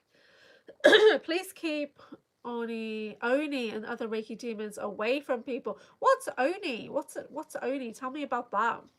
I've not heard that term before, I think. I don't get the Reiki demon thing. I think that's rubbish. But that's just my opinion. Okay. Here's a rain stick. I met a guy who weaved an amethyst atop of his staff. Yeah. Oh, I've got something that you guys have not seen. I'll get it out now. It was given to me by another shaman. And it's to do with the goddess Persephone. Is everyone familiar with Persephone, who went to the underworld? Of course. Sorry. You guys are slowly discovering I'm a lot darker than you thought I was. All good. Some of us have to be the darker side. Some of us do. My friend Richard, the Urban Warlock, his channel is literally welcome to the darker side. Okay, so this is a pomegranate shaker that was made by a local shaman. And I met him at a show, and it's just like a little local fair at Christmas. And there's this old man scuffling around me, and I'm thinking, who is this guy? And then he comes up to me, he gives me his business card, and he makes wands, rattles, rain sticks, shakers, and all this kind of stuff. And he gifted me this one. So it's just a pomegranate that has it's gone hard, and he's varnished it and everything, but it's beautiful. And at the time I was working with Persephone, and so she is she is the goddess basically that got tricked into going to the underworld, and she stayed alive by eating pomegranate seeds. But because she ate something while she was in the underworld, it was meant she was never supposed to leave. So there was a whole saga, and yeah, so we'll talk more about that one day. But this is something you can't see. You dremeled a spiral groove up the whole staff. Wow, that's hard to do. I've tried to dremel. I put in a blue glow paint, and the rest of the stuff has sapphire blue stain on it. James, you're seriously going to need to just do a sacred tools show with me one day. Just show me all these things that you have, right? So anybody who loves shamanic tools, sacred tools, you know, we need to do a show. Just show off, basically. Show all the cool stuff that we have. All the weird things that we've made or collected. I love it. I love it all. So I don't think there's anything on my desk that you guys have not already seen right now. I'm trying to think, what else have I got here? What is this? I do not know. Let me check. What's in this mystery bag? Oh, it's just Reiki stones that I've been looking for ages for one of my Reiki students. So I've got a new Reiki master student. This is kind of cool. These fall apart though. These are from Peru. So I don't, I was selling them until they fell apart, like just sliced in half. Has anybody even worked with these? Yeah. Can I put it on? I might be able to put it on actually. Yes, there we go. There we go. So they're from Peru. What else have I got in my... So I used to wear this a lot. I wondered where it gone actually. And I used to have this in my bra top actually to kind of protect my heart from electromagnetic radiation. And it's got bee pollen in it as well. So I can't think what it's called. Does anybody know what that's called? Some people just wear it as a keyring, but I was literally wearing it around my heart space to protect from the dew energy attacks that I get sometimes. So Jason... Oh, your answer was blocked. I didn't see anything. Didn't see anything, Spidey. No, nothing was held for review. Unlimited potential, we just got to go within and unfold. No one is above anybody. This is kind of like, you know, it's a bit hard with Willard earlier, but it's because it's the seeking outside of ourselves. That was a hard lesson for me to learn as well. And I'm at that point now where I can go within, but for many years before I couldn't. So it was Felix Hyde that said to me, can you not just sit with yourself? At the time, I was spending like £250 a session with him. That's how much he was costing me, and I couldn't afford it. And then we do shows together. And I was talking to my sister saying, "Oh, I'm going on the shamanic retreat. I'm doing this and the other." And he was like, "Can you not just sit by yourself and journal? Why do you have to spend all this money all the time?" You know. So that was a hard lesson. I was like, but I like to experience things. But you know, by myself, I've had some of the coolest experiences. Just going into my mind. Is that pattern those things you walk around? I don't know. So what is that pattern? It's from Peru. Maya Starfire, hello.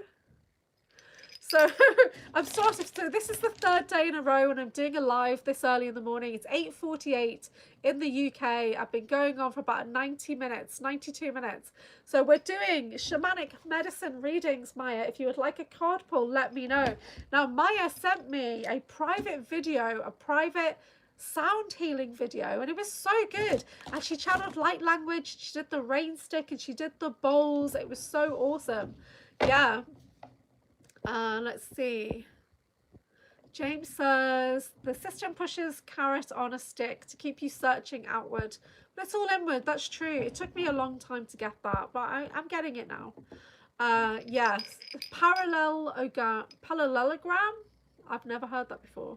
There you go. Happy Friday, 12:49 a.m. Wow. So 8:49 a.m.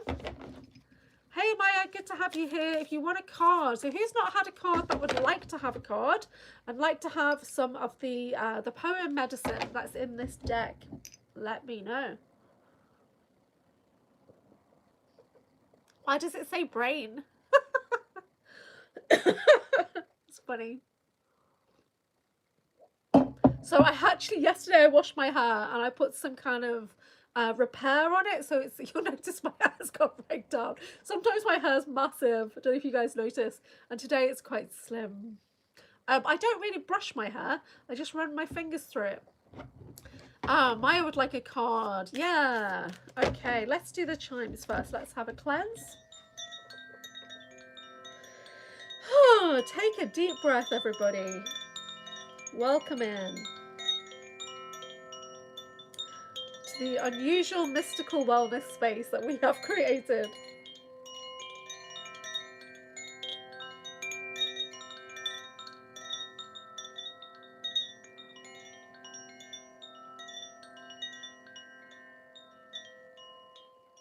So this is a Koshi chime. It is the earth chime.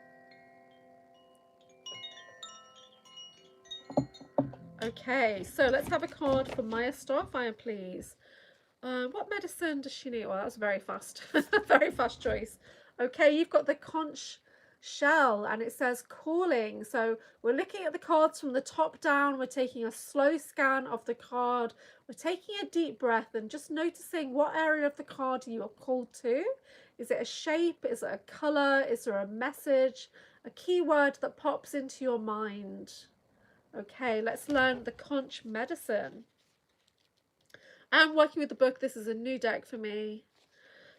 So conch shell serves as a wake-up call. Ignore at your peril. Your destiny awaits and needs to be discovered. Conch shells are used as shamanic trumpets. They were sounded by tribal people such as the Nagas of the North East. Now I am going to be doing a deep dive into Nagas, into Nagaland, Naga Energy, Naga ET with John Whitberg. I put it on my list. I'm not sure what episode it's going to go into. I'm excited about it. So that's the kind of thing I'm working on at the moment.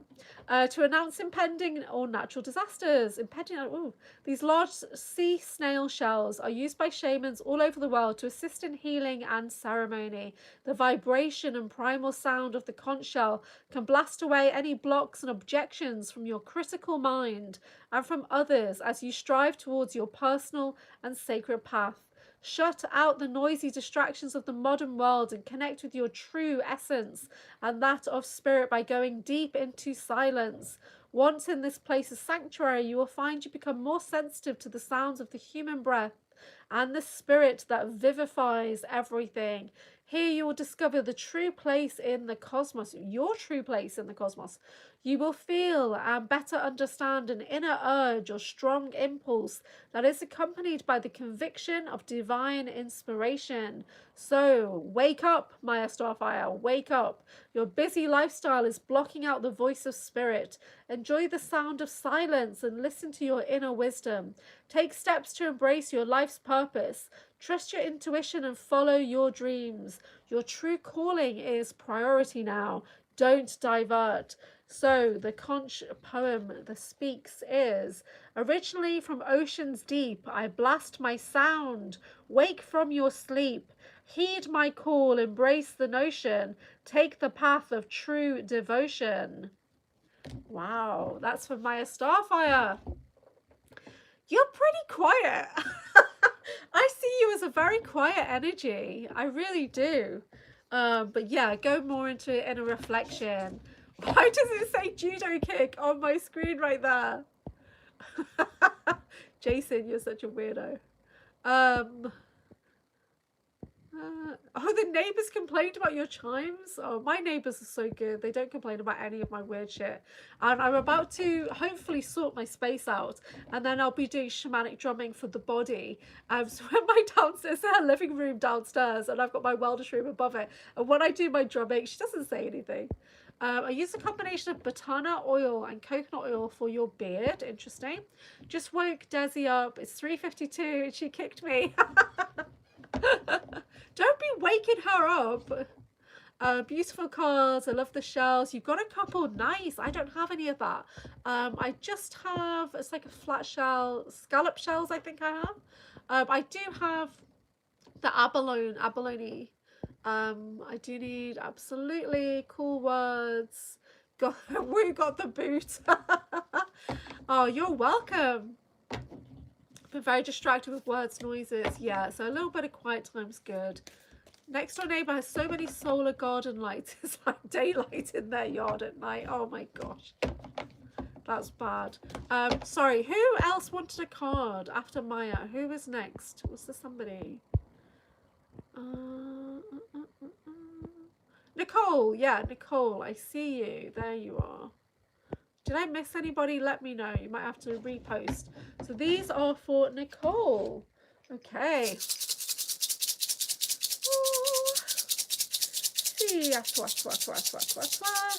Okay.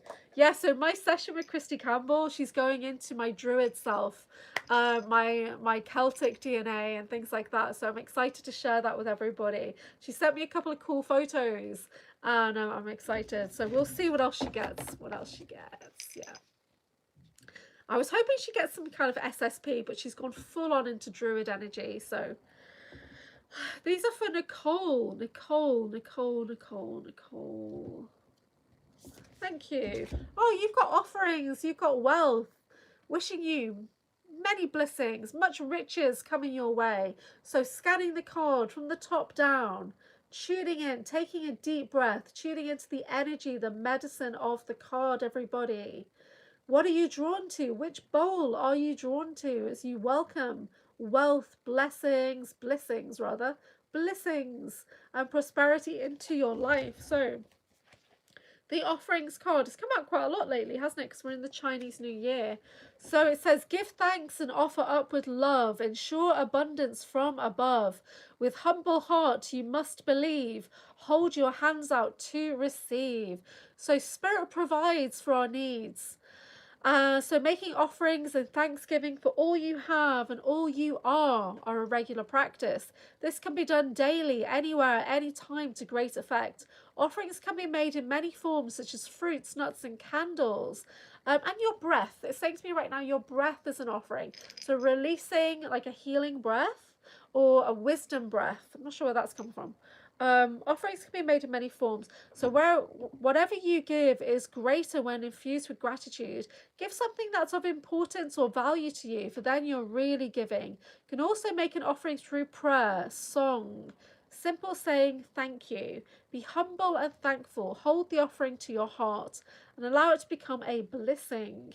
This practice will enhance your connection with spirit. So it says financial difficulties are soon resolved. An unexpected windfall comes your way. Focus on what you do want rather than what you don't.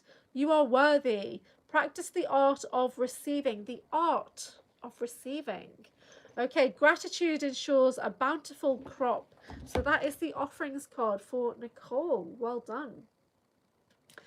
Joyful Jennifer is next. Yep, it's pretty cool. Doesn't bother me. Some change colour, some fade. Okay. The staff is, honestly, James, you're just lighting me up right now. The staff is 7 feet tall. It's light, but it looks like it would be heavy. Oh my word. Oh my word. A 7 foot. I'm 5 foot. I'm 5'1". So you've got a towering staff. You shall not pass. Okay, I'm such a geek. I'm so sorry, guys. You're welcome, Nicole. You are welcome. So this next card is for Joyful Jennifer.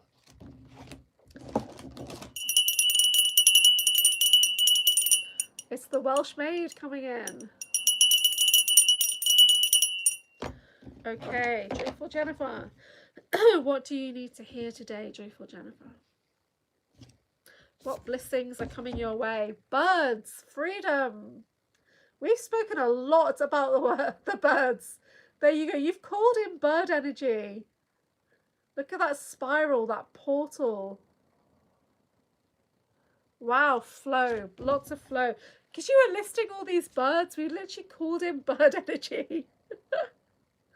Okay, the birds. Woo! Your soul is longing to soar like a bird high in the sky. It sings as a caged bird a song of freedom. You're being urged to sharpen your senses and be watchful. Spirit has been sending you messages in the form of falling feathers and ornithomancy, divining through observing birds, their flight patterns, cries, and behaviors. I've got a funny story, actually. It's not my story. There is a high priestess here called Pam, and she always tells this story about she was in like a coven, and they were all getting ready to do this ritual, and the sun was rising, and then they saw this amazing flock of birds, and it all kind of like all converged onto one point, and they were thinking, it's a sign, it's a sign. And then when the sun rose fully, they saw it was the location where the burger van was the night before, and all the birds are just eating all the trash. So I think that's really funny. Sorry. Pam's told that story many times. She wouldn't mind me sharing that. She's from the pagan groups that I'm in. I have to find the community section. When you go to my posts, or when you look at my my bio, it says community. You just click on that and it brings up posts, so you can post whatever you like on my channel. Pictures of pets or tools or whatever, that's always welcome. She's just talking about a dove. Honestly, she lists so many birds before. Snow White. All started with birds' feathers, we flock together, messengers we are. So the winged ones have been showing us signs from nature, omens and messages from the gods long before history was written. In Egypt, seeing a flock of birds after someone's death was a good sign. It was believed the birds were escorting the person to their new incarnation. From supernatural to magical powers, the medicine of birds teach us how to fly free with strength and valor. In each direction, watch us fly. We send a message from the sky. Receive our feathers, hear our sound. Fly through life, now freedom's found. There you go, Joyful Jennifer. A new gateway is opening, it says. I always save a little bit just in case the book comes out, card comes out again and we have to read the same message. So I look at all the information. I generally just pick what feels right for that person. Clouds in the sky, 11, 11, 11, every direction. Life path 11. I'm 5. Life path 5, I think. Yeah, not good, not good. I'm a walking tower, Tower Haven, Worm Haven, Fire Haven. Everything except the Anchor Haven right now. Heaps of cranes flew over, heard before in their V formation. That's super cool. Super cool. Okay, so I've been going for 106 minutes, so I will finish off soon. If anyone's not had a card and would like a card, do. Okay, so I've got an interview tomorrow with Felicia DeWilt, who's Flixlove, and she's interviewing me on the podcast. So can somebody please, Pepsi Haven, yes, can somebody please ask me a random question and to see if I can be interviewed. I'm a terrible guest. I really am awful. That's why me and Rob do a particular style of show. And me and Rob are just like talking over each other constantly because we're super ADHD. I've been seeing Canadian geese do the same. Okay. Pepsi Haven. You're welcome, Joyful Jennifer. You're welcome. So I'm 5'9" or 69 inches. And you're a Pisces. Is that Pisces? Is that Pisces? Oh, thank you, Maya. I say that because I'm surrounded by Pisces. I'm surrounded by Pisces. And my ex-partner was a Pisces. Oh, you're a Cancer. Oh, thank gosh. Christy Campbell's a Cancer, and she is a badass. Nothing like what I imagine you are. She is like, she's one of the fiercest women I've ever met, Christy Campbell. Oh, my word. Right? When you talk to her privately, she is like fierce as. Yeah, she swears a lot as well. I swear a lot too. So I told her about somebody that I'd had a reaction to recently. Just hearing their voice, I had a really bad physical reaction. And she said, he's a nasty ass sicko. And I love it. Because she's not wrong. Yeah. Okay. 5'5" Taurus. See, I'm a Taurus moon. Happy birthday season. It's Pisces season. Good night, woo. Scorpio rising. Awesome. Yeah, I think I'm a classic Scorpio. I'm very fiery. dominant, stubborn. But I have a Taurus moon, so a lot of people have said that I'm more Taurian. But Draco's a Taurus, and we're nothing alike. We're literally like opposite sides of the coin. So Cancer sign is actually a scarab, and Sean also said the unicorn is connected to it. Okay, I get that. Yeah, 5'5" Aquarius. Oh, I think we're starting our dating show. I'm a 5'1" Scorpio. My favorite things to do are to work on my crystals, my shamanic tools. Yeah, so we've got Pisces, Venus, strong Venus energy. I also identify as Venusian, and many things. Is our height affect our chart? Interesting. Yes. So, well, our time of birth affects the chart. Our DNA should affect the chart, surely. Oh, does our height matter? In the programs, I'm a lot taller than this physical body, and when they take you, they augment your body. So even when like they abduct you in this body, they make you mission ready. So they take you, alter you, send you out on a mission, bring you back, put you back into your earth form, and send you back. And I'm just like, please, I'll go. Just return me as 5'7". Just return me as 5'7" in a mission ready body. I'll happily go on any missions you want if you return me in the right body, not this body. So as long as you can ride all the roller coasters, height doesn't matter. That's true. I did have a boyfriend when I was in my early 20s that was 6'7", and you're all the same height lying down. That's what I say. Oh mate. Height doesn't matter. Yeah, 5'10" is quite average, I think, isn't it? My son's about 5'10", I think now. And his granddad was very tall on his dad's side, but my dad was obviously a bit shorter. Because I'm only 5'1.5". I might start saying I'm 5'2" again. But when you guys meet me in person, you'll know I'm not 5'2". Although I'm thinking about getting some shoes that are a bit lifted. I'm getting ready for the summer conference. Roller coaster, yeah, baby. So many times I'm asked to try and film a tight 2-shot with a 7-foot actor and a 5'4". Yeah, how is that possible? That's not possible. It'd be like trying to film me and Brad Olsen together in the same shot. You just couldn't. Like, I'd be like, you know, you just couldn't. Yeah, he really is a giant. I'll never forget him when he came in, because him and Venus were picking up some stuff to go back to his hotel room, because they're a couple now, and I can publicly say that they're a couple, so it's everywhere. And so he came into mine and Venus's hotel room, and then he tried to get into the bathroom, which is like tiny. So I see him coming out the bathroom like this giant, and then he's literally like ducking in the hotel room. He's so tall. So he called me a midget. I am a midget. So many times, yeah. Yeah, from a distance. Yeah, that's a good point. That's true. So Jason makes movies and stuff, and Jason needs to kick his butt and get back into that kind of work for sure, and stop procrastinating. We just pull a random card about Jason's work. Director wants it tight on both faces. You'd have to do them sitting down, but even that you'd need to. Yeah. Can we have a sign, please, about Jason getting back into movie work or something else? Oh, at the moment you're in a nurturing phase, mate. So this isn't the time to be looking for any new jobs or projects. This is your nurturing time. Okay. Yeah. So you're still planting yourself. You're still healing, nurturing, resting. So don't feel bad for needing that extra rest. You're not sleeping because your body's processing a lot right now. Yeah. So there you go, Jace. Okay. He's balancing. Yeah. Yeah. So I know we can all get hard on ourselves at times when you think, gosh, surely it's not happening. Why isn't it happening? Why are things not falling into place? And it's because we need to rest.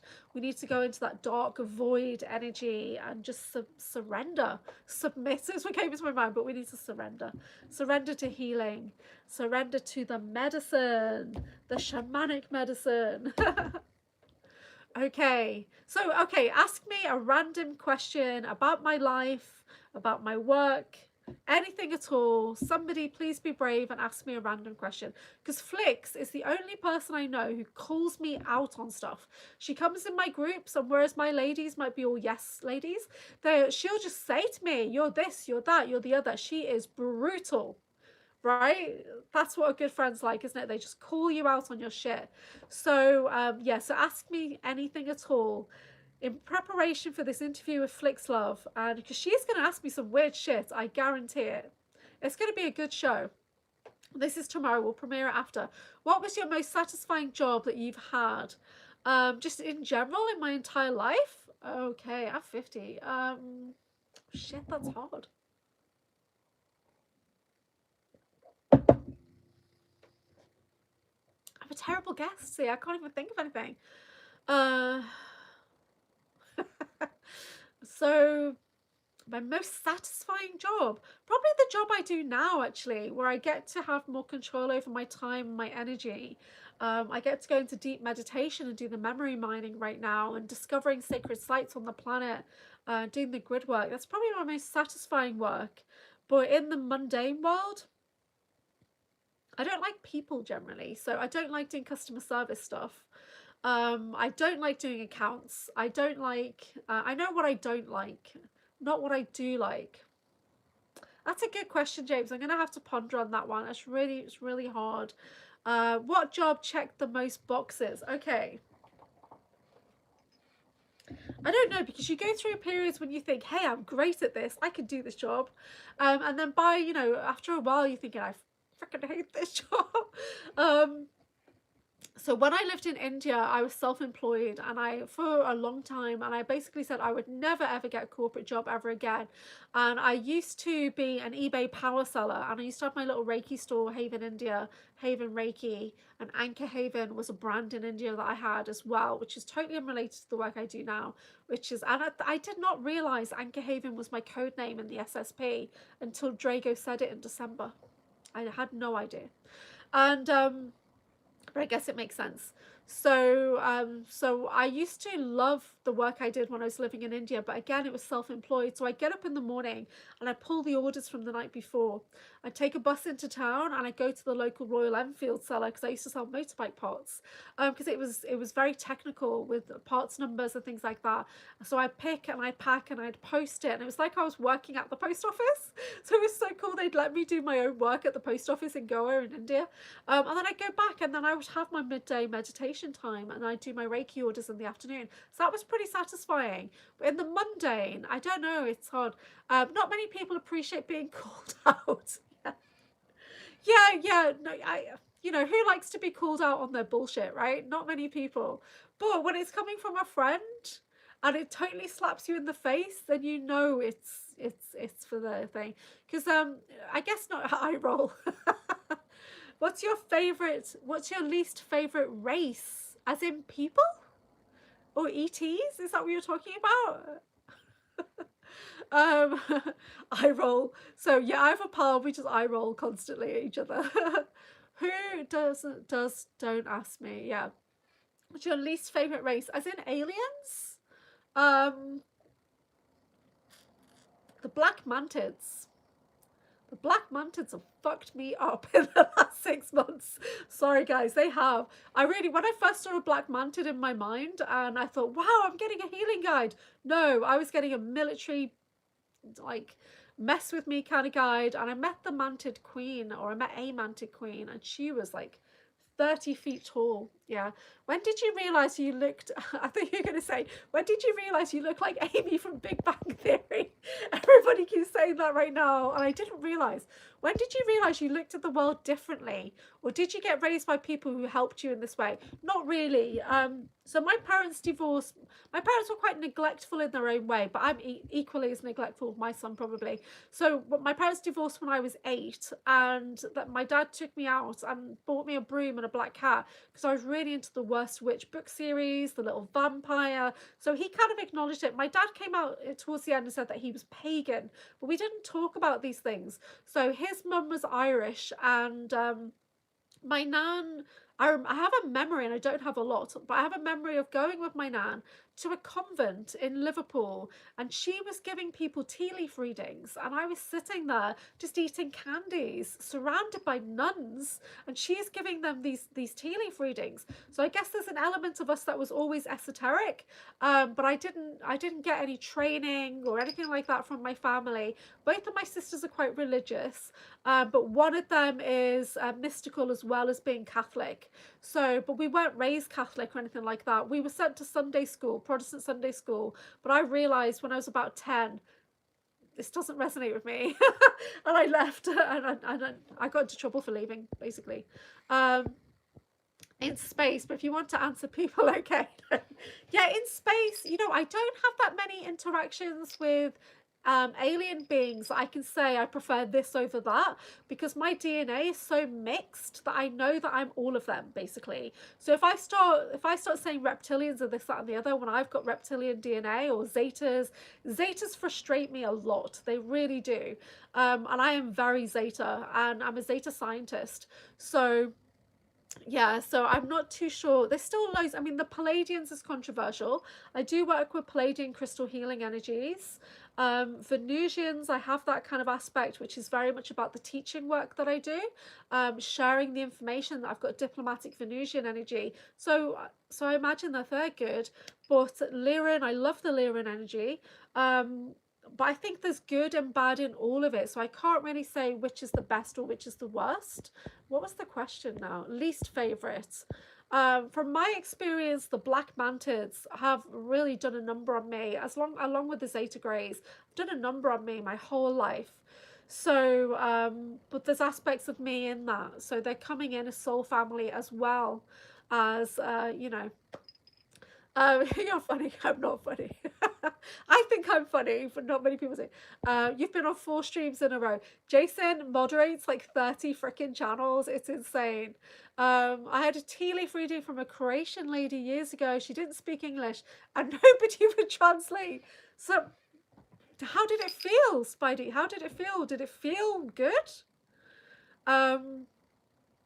Yeah, I'm not great. I used to host at my Mystical Wellness studio when I had it open a few years ago.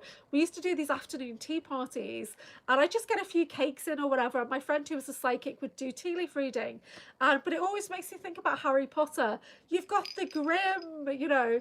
So, do you think you've been a part of the hybrid program? Do you have any ET children? Yeah, I do. So I am a hybrid, and I am also known as a cosmic mother, is what I've come to understand. Drago and I have both been used to create children, to create time soldiers. Drago and I are brother and sister. There isn't an overlap, but our DNA has been used like that. And what else? Yeah, hybridization. We're all hybrids, basically. Every single person on the planet is a hybrid, as far as I'm concerned. There's not just one, like, you know, this is who you are. You're a blend of everything. So, and if you are a really old soul, then you've been on so many journeys that you're picking and you're creating all that in. Right now, I'm a dominant Arcturian, but last year I would have said I was more Andromedan. But for some reason, I don't really tell people that I'm Andromedan. It was like a secret. It was a secret, and I don't know why. It just was. But I am Arcturian dominantly right now because of the healing work I'm doing. Do you have it recorded? Oh, is this about Spidey's one? Yeah, we need to get that translated, Spidey. We need to know what she was saying. It was pointless. Why go and get a reading if no one will translate it for you? That's funny. Go within. Go within. And but you should have been able to feel the energy, but you would have just felt so uncomfortable. She's speaking at you in another language, and you just, yeah, that's weird. Okay, any more questions? Any more questions to help me prepare for this interview? Misha thing said Lyra, yeah, which is cool because cats love me. I'm a Thundercat for sure. So Maya says, yes, I agree. We're all hybrids, but unsure if I have any other kiddos in the ET area. You know what? We all do. That's how I feel. We all do. It's like there's nothing special about me. You know, we all have these same things. So Spiderbite says, I'll rewrite my answer, but as if it was blocked. You know what? I'm not seeing anything get blocked. Nothing's coming up on the screen, Spidey. I'm not seeing that at all. James says, my parents, when they were dating, they were in a car at night. My grandparents' farm, when a blinding light came down the road. Next thing they noticed it a lot later than what they thought. Oh, missing time. Oh, interesting. Wasn't recorded, the tea leaf reading. What encourages you to put yourself out there? Full disclosure now. Well, I don't know. I have this thing that I guess I just want to help people. See, when I had my wellness studio, I used to do Facebook Lives and I was never on camera, and I was just trying to show my wares and encourage people to come to my place. And then somebody said to me, this psychic guy, I call him Psychic Craig, said to me, you need to be front facing, you need to be on camera because people are connecting with you, so you need to be on camera. So then I started to try and do the lives and the live sales more and be on camera. But yeah, so I think I basically specialize in beginners. I don't know if you guys realize that I specialize in beginners. So for me, there's lots of people who have either suddenly discovered that they are at the tip of their pathway, they're right at the start, or they've fallen off their pathway and they're trying to get back on. So a lot of the mystical pathway work I do is helping people to discover what their pathway is and which way they go. So I put myself out there because I get people coming to me who need that help, they need direction. So originally, a few years ago, I would have called myself a way shower, but I walk beside people and I try and help them discover what they like by showing them a bit of everything. So I used to do these mystical wellness sessions where we would look at cards, crystals, you know, divination styles.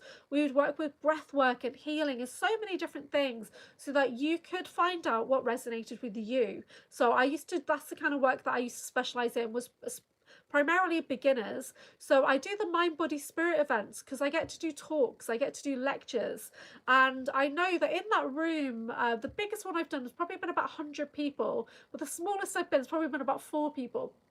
So wherever you go, it's all different depending on what time and whatever and the topic. So I put myself out there because I know that my voice is activating. So whether I want to or not, my voice has tones that activate other people's energy.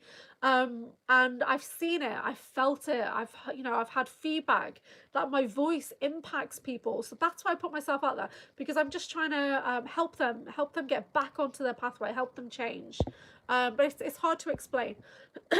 Okay. So before mobile phones, in the dark ages, cattle mutation is to make fake wombs for the unborn babies they take. Wow, that's insane. So don't know. Picky about not letting some sister. It's a YouTube thing. We're not seeing it on our side, on the moderation side at all. Spiderbite, sometimes I'll write something in the chat and it doesn't show up, and I'll post it and add emoji and it shows up. Okay. So Jake, wasn't it your birthday yesterday? Is it still your birthday? Can you smoke some? No, because I don't. But plenty of my friends do, so I'm sure they will. Hatsu, hi, how you doing? Thank you for joining us. Yeah, missing time 420's got you covered, Jake. Right, so JJ's my typing's rush keyboard. Yeah, happy birthday, Jake. Why did YouTube go down? I didn't see it go down. Did anyone else see YouTube go down? I didn't notice. I did not notice at all. So we're doing shamanic medicine card readings and general ascension chat. If anybody would like to ask me a question, you are more than welcome to ask me any manner of mystical wellness, weird galactic space stuff kind of question. I didn't see it go down. Yeah, what time is that? Oh, I showed this earlier, but have you guys seen my pyramid? My Orifim Shungite copper amethyst pyramid. It's right next to me pretty much all the time. Sometimes I have it at my feet. Where's your country go in? I might be able to tell you. Not too sure. So I'm in the UK. Most people here are Australia or America. Yeah, JJ wants to help people too. For like an hour, you know, I must have been asleep when that happened. I did not notice.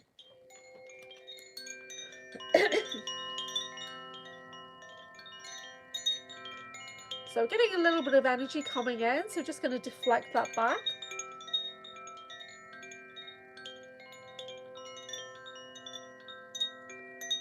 Sure, swat.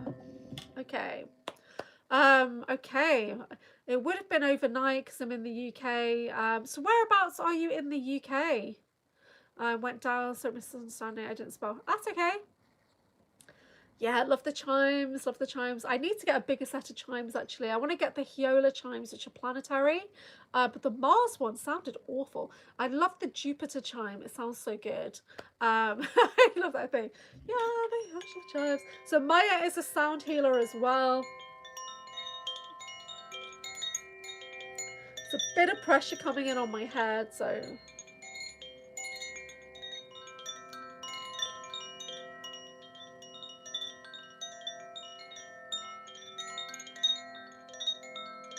So Koshi chimes are made in the Pyrenees Mountains, and they're not for outside. Oh, you're near London? I used to live near London. Whereabouts? I always test UK people. I'm in the Northwest.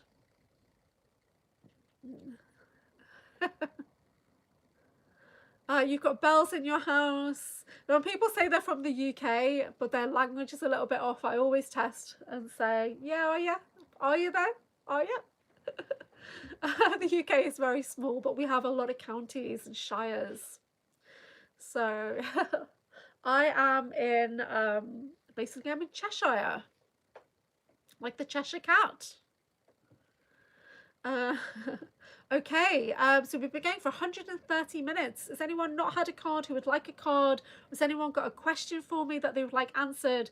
Does anyone have a sacred site location that they are interested to see if John and I can tune into in the Sacred Site series? John has got his own locations. Seen any hobbits? Oh, no, no.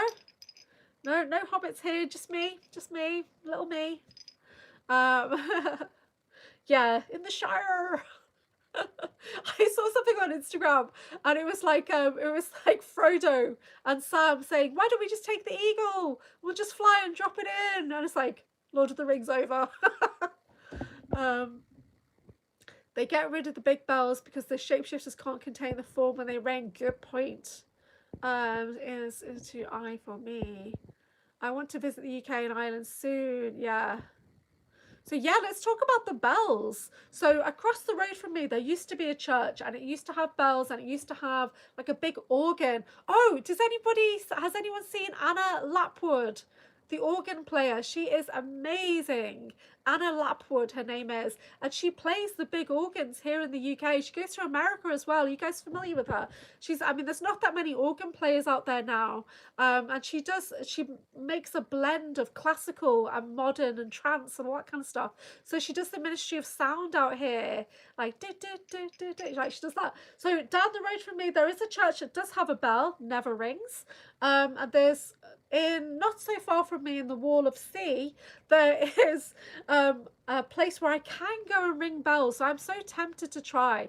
No, I do not like the UK. No, I'm a world traveller who's stuck in the UK right now, and I'm hoping to leave in the next year.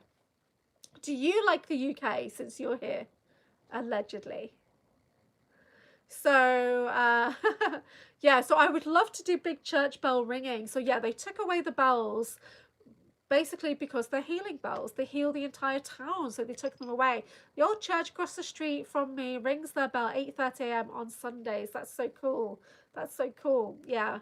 Here we hardly ever hear it, but when I went to Oxford a couple of years ago to do a shamanic training, I was walking through this beautiful, quaint village and the bells were playing and I stopped and I was like, I hadn't heard church bells in years.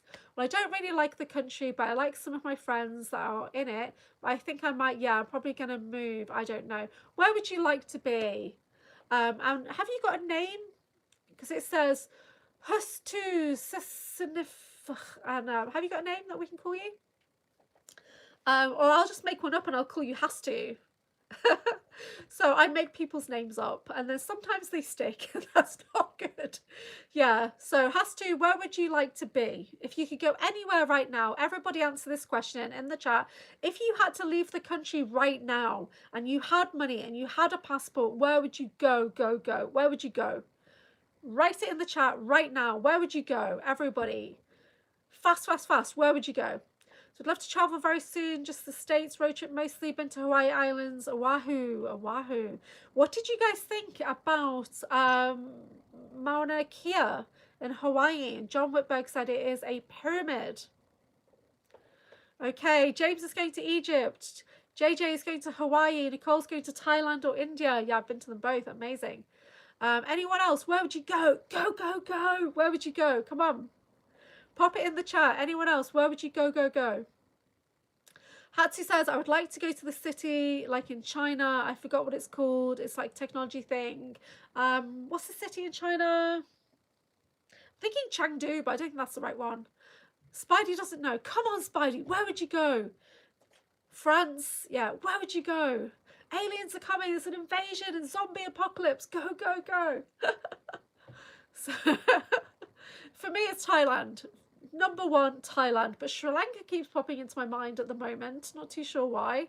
Far too close to Diego Garcia for my liking. But I have been there quite a few times.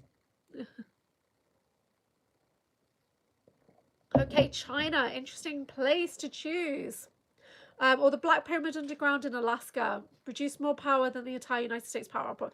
Yeah, what people are not realizing with these Black Pyramids is they're actually ships and they're interphasal. So it's not always going to be there. It's there right now because it's missing something. It's missing the pilot. But I've stepped into it.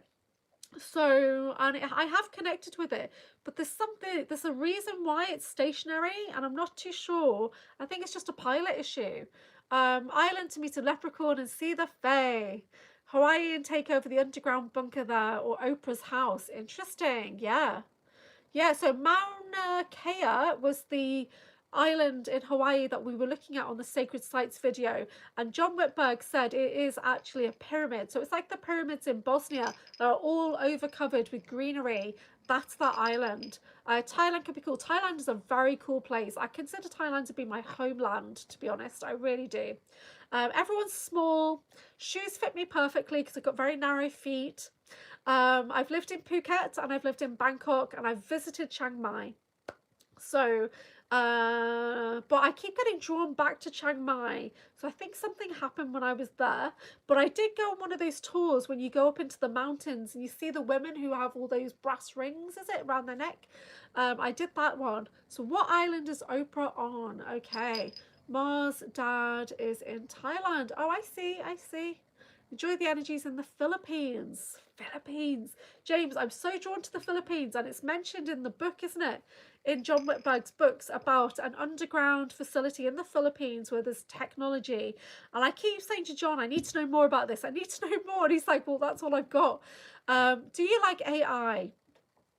I think it has its uses. I can't say no because I'm totally connected to one in my head. But like an ancient AI tech, that's a conscious being.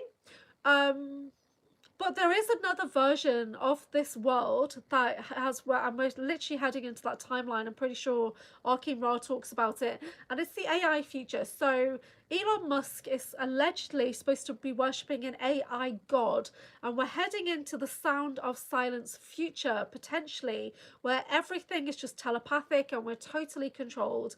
And this is why Arkin Ra goes off on one at times, because he's seen it, he's been there. He's got memories of being there, so it's not good. There's so much targeting coming in as I talk about this. Oh dear.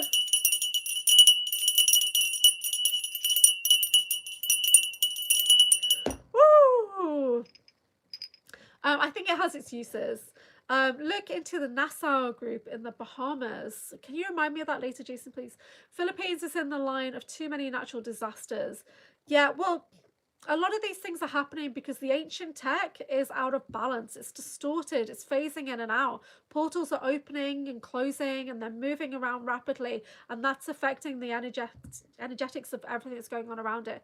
AI seems so creepy. Yeah. Hatsu, are you an AI? Now, I am Gen X, yeah? So I grew up with Terminator, the Terminator movies. So I have basically, that's, we're all programmed to think the future is what we make it. That AI future that we grew up with from those movies, we Gen Xers, we all believe that's true. I'm not joking. We all believe that is a possibility. Okay, so so we're all a little bit cautious of AI because of the Terminator movies. It put the fear of bejesus through us. It really did. Um, so ages ago, Philippines had a very large, plentiful gold mine. Interesting. Hawaii sounds lovely, says Jennifer. Rita lives there. Rita? I love her environment, everything green it could grow. Eva Pico, Eva 9, she's in Hawaii. My grandma was born in Hawaii. Jason, is that why you look so native sometimes? You know, you're quite native looking. Have you got mixed heritage? Mars just threw up his dinner. Oh my word. I'm so sorry. Hatsu says, I'm no AI. Oh yeah, and you know earlier that you said, what's my name? Call me Els. Sorry, it's short of my name. Okay, that's cool. I may not remember and continue to call you Hatsu, but remind me. Yeah. Okay. Welcome, Els. How you doing? I'm no AI. That's what every AI says. Maybe I am AI. Inheritance awaiting you, Jason. Jason's part Hawaiian. That's really interesting. And he's got that beautiful long hair. He can be very mysterious looking. No Philippines. No Philippines. I did have a friend in India who was Filipino, and she was lovely. Her husband was Indian, and she'd met him on a cruise ship, both working, and she's very loud. But a really lovely lady. But her daughter was very, like, and my son was tiny, like, compared to her daughter. And when they were side by side, it's like, okay, so my son was feeding himself, but like a lot of Indian families, they hand feed the children. So it was like, wait, but do you believe that I'm not AI? Does it matter? We're in a simulation. Does it matter? Oh, did anybody see the video of Drago Reed and Akeem Ra when he asks about the simulation? And then the being that was channeling said, you won't like the answer. You're basically on a computer on a desk. The simulation's running in there so that they can test the fear probabilities and stuff like that. That blew my brain. And I could visualize it. I could see it. Oh, my word. I gave him a couple of hours ago and he just ate it no quicker than normal. I'm worried about his foot. You might have to contact his dad and see what to do. Your younger brother married a Filipino. Awesome. I had a Philippine friend who was a very talented artist. Nice. Yeah. I don't know any Filipinos now, but I definitely want to go into the land a lot more. Maybe that's why the world has gone bonkers. Yeah, the world is bonkers right now. It really is. Yeah. My sky is brighter than it was, but it's still completely grey, whited out. I didn't see the sky at all yesterday. Today I'm going to make an effort to go outside and just get some fresh air, try and tune into the sun energy. So we need to tune into the solar energy. Whatever's coming through that cloud bank, I do not know. So, okay, we've been going for 141 minutes and 52 seconds. It's 9:37 a.m. here in the UK, which means it's 4:38 Eastern, and James is still awake and his bedtime is 4 a.m. So I'm going to head off. Anybody want a card before I finish? I'm going to try and start my day. I'm having a very lazy day, but I will be back on in about 12 hours, actually. I'll be back on to do the kind of Feel Good Friday live. What's your favorite song? Well, I am not really into music that much, but I have had to start getting myself into music. And I was reading the books by John Whitberg like more than 6 months ago, and one of his books is called Castle of Glass. Right, so there's a Linkin Park song, Castle of Glass, and I listen to it all the time. The other thing I listen to all the time, which again has come from the books in a way, because there was an experience in the latest book, and I was grieving one of the characters who I know, and then I opened up YouTube or whatever it was, and the song was Paralyzed by Jamie Bauer. And sometimes I speed it up, but for me, it helped me grieve, and I listened to it over and over and over as I grieved my friend, my brother in arms kind of thing, and it was wow. Um, so yeah, so I listen to random things. I generally listen to trance music, house music, rave music, basically, because it balances my brain and helps me focus. So that's what I do. So there's not that much music I'm into right now. What else? There's something, oh, you're Running Up That Hill one by Kate Bush. I got obsessed with that for a little while as well. So what's everyone's favorite song right now? Has anyone got one? Pop it in the chat. I'm so behind on my chat. 30 Seconds to Go to Mars. Oh yes. 30 Seconds to Mars, that song. Yeah, in a jump room. Yeah. I love house music. Going to yeah. It's just something about it, isn't it? So there's loads of songs that are linked into the space programs, unfortunately, into Montauk and all that. The band has a lot of great songs. I've not heard of that song. I Did It My Way, Frank Sinatra. I have a friend called Frankie, and he's covered in tattoos head to toe, and he's like 75, I think, now, and he loves, what are they called? It's Japanese. And it's girls. It's these Japanese girls. And they do like baby metal, and he loves it. So, so I listen to that sometimes, because he always asks me about it when he rings me. It's been a while since he's phoned me, actually. I better check in. The song for Electric Light Ocean, Mr. Blue Skies. Yeah, that was one of John's songs, wasn't it? That he wrote as Kyle. Brave Rival, the rock thing in the UK, like a band. Never heard of them. Never. Drops of Jupiter. Oh my God, yes. But there's a particular time in my life when I was living in a particular place when that song was really important to me. ELO, yeah. I'll share a song with you in our Discord chat, Julie. Okay, cool. Okay, that's really cool. Yeah. Check out Felix the House Cat. Oh wow. That's funny. So yeah, I'm not really into music that much, but I've discovered how going back to the rave music really helps calm me, and balance my brain. George Harrison, nice. Yeah. Gold and Brown. Blue Oyster Cult, the song Imaginos. I've just made me think of imagination. I listen to 80s music a lot, I do, and I'm 50, so I've gone kind of back. I've gone backwards with the music. Rolling deep in some days. Do you like Ed Sheeran? I don't mind Ed Sheeran. He's okay. Absolute house music to clean and run with. Yeah. Isn't it funny? As our vibration gets higher, we need that more rapid. So when I watch things back, I speed them up a lot. So we need that rapid pulse coming in. The music from Blade as well. That's on my playlist right now. Baby Metal is the band. Okay. Thank you. But they're so demonic, right? And I say to my friend Frankie, because he's all like, that star that you like that you have upside down. I'm like, Frankie, no, you have the star upside down. That's the pentagram, and it's the healing symbol. It's not meant to be upside down. Jimi Hendrix, Emblem, Electric, Ladyland, Somewhere. But I love Barbara Streisand. Oh my God. I love Barbara Streisand. I know that's not cool, but David X. Ross was a genius. What's the movie that they redid and I've not watched it out of loyalty to Barbara Streisand?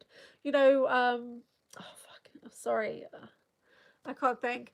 Marianne Faithfull, love Elvis, yeah. Just listen to a lot of Frank Zappa. That's familiar, but I'm not sure who that is. Four Non-Blondes, yes. So I used to work with somebody, Beaches, not that one. I used to work with somebody and he was super into music and I just wasn't.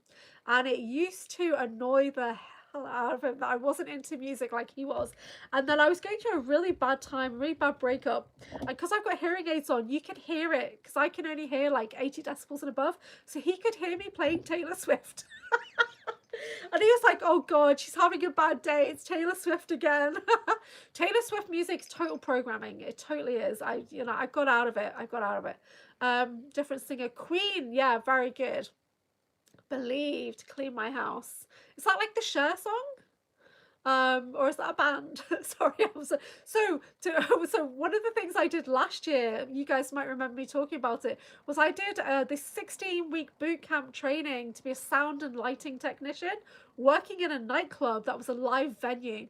And I always thought, I wonder if that guy, that colleague, is going to walk in one day and see me doing one of the nights when I was doing the lights and stuff. So Kylie Minogue, it's been a while since I've listened to Kylie. I used to really love her when I was growing up. So we grew up on Neighbours over here and Home and Away. So when I was at school, I go home and I'd put it on Neighbours and Home and Away would be on. So we grew up really Aussie. That's what disappointed me when I went to Australia and there was English TV shows like Coronation Street and Emmerdale Farm, and I was like, God, I don't want to watch that out here. EastEnders, I don't want to watch that out here. Why would I watch it in Australia? So I used to love watching Home and Away and Neighbours. Is there a song that always puts you in a better mood when you're down? For me, it's the Castle of Glass song right now. Because there's like a beat that gets me going, but I do worry that there's programming in that song. John doesn't know if there is or not, because they just write the songs. What happens to them afterwards, they don't know.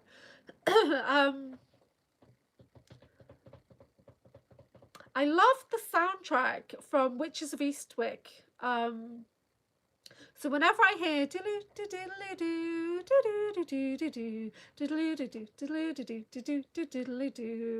that comes into my head occasionally. It's like a message. It's like a phone ringing, like so I find that quite inspiring and magical. So Simply Minds the other day.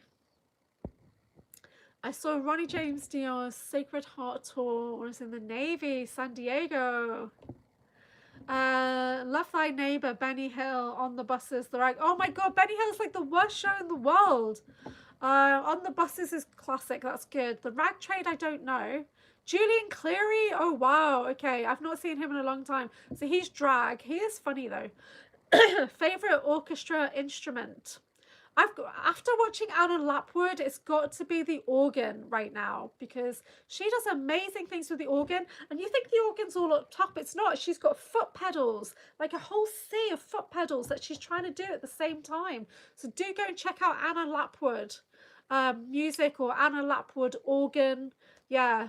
So listen to more instrumental. I really wanted to learn the violin when I was a kid, so I think there must be a version of me that knows how to play the violin. But I also wanted to learn the drums. Violin, yeah, beautiful. It's just amazing, isn't it? So, yeah, I don't sing. I do sing light language, but occasionally you'll hear me mutter something. But at the moment, I've got fairy languages coming in. Goalkeeper Mike, welcome back. How are you doing? So it's 9:47 a.m. here in the UK. Welcome back. We're working with the shamanic medicine cards again, and we're talking about music right now. So if you have a song that inspires you or gets you out of a slump, pop it in the chat. We're just bringing in some music. I'm actually trying to learn the handpan. Oh, here we go. Get out my tiny handpan now. And you played the drums. Oh wow. So this is it. It's tiny. It's a proper hand pan. Which is not very good. Oh, JJ's going to bed. See you later, JJ.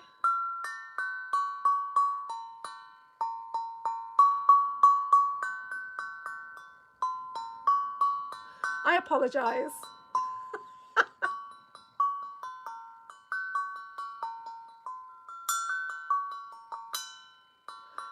So yes, Elton John. Not Boy George. George Michael. I love George Michael as well. Oh wow.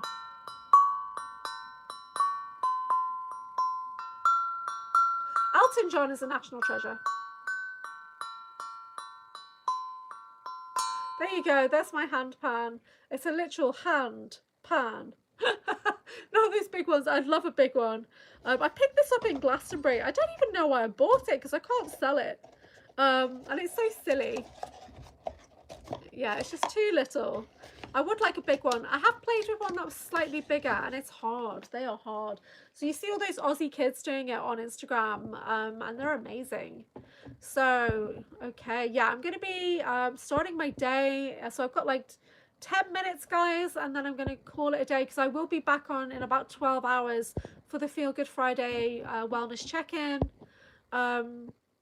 Next door neighbour got 2 of them for Christmas, called a raindrop. Yeah, so when I was in Glastonbury, I noticed that some people had them like on the outside of their house, like half of it was stuck to their house. I guess that's to catch the raindrops and things. Iron Maiden, yeah. Black Sabbath, yeah. Neck is so tired. Oh, yeah. Well, I'm going to be having a meditation time after this, I think, because my mind is full of things. I've got information coming in. But I'm working on Sacred Site series episode 2. So I'm hoping to talk to John about that today and see if we can schedule something for next week. It's very hard to schedule John Whitberg. Been to a couple of Ozzy Osbournes. Wow. Okay. What did you think about that Youngblood doing that Changes song live? Oh, that was awesome. Yeah, that was awesome. Yeah, really, really cool. Yeah, trying to schedule John Whitberg when he's in a situation where he doesn't really have control over his schedule, it's hard. And because we're good pals now, I think he prioritizes other podcasts rather than mine, because we talk all the time. So it's hard to get him to take me seriously. Although he does take me seriously, he does. He's probably one of my most supportive friends. Yeah, R.I.P. Ozzy. Yeah. But again, he was like locked into those contracts. So, you know, he's like so old and he's so sick and he's still performing because of the contracts. You know, they won't release him to do that. It's the energy contracts. Like, did he really want to be doing that at that age, in that state? And oh, that's so cool. I think I've got Crazy Train on my playlist. Yeah. My playlist is so random, and I've downloaded on my Spotify, I've downloaded loads of things, because when I was doing all those train journeys recently, we've got loads of tunnels here. The train goes through the tunnels under the River Mersey and all that. And there'd be periods when I no Wi-Fi, so I'd be listening to the playlist. Sharon just kept pushing them out because she loved to shop. Freaking sad. Yeah, it's honestly, it's all the contracts. It's all those rituals that they're involved in. They don't have a choice after a while. They agree to one thing. 50, 60 years, they're still going. There's no stopping because they've agreed to the contract. It's all about the worship. It's all about the you know what. So, unfortunately, so be careful what you wish for, isn't it? Yeah. Yeah, that's why I've only got 400 followers, guys. I'm not agreeing to anything. But, you know, we freaking ETs trying to get us to sign things in our sleep and stuff doesn't help. Has anybody had any weird ET encounters lately? Any experiences? Anything like that? I have not had anything too weird lately.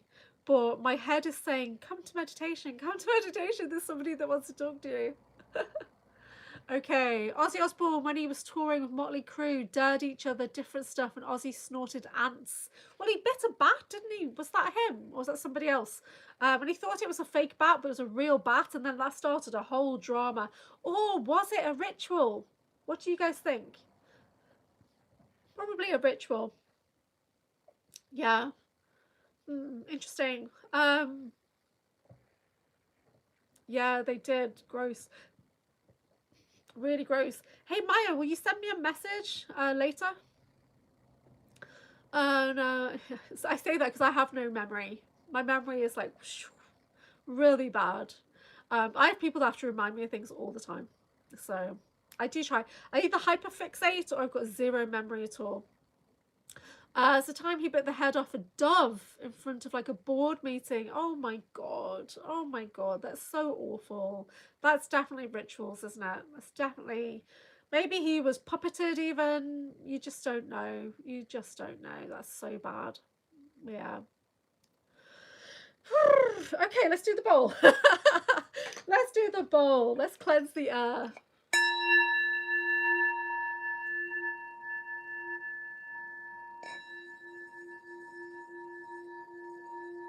Take a deep breath.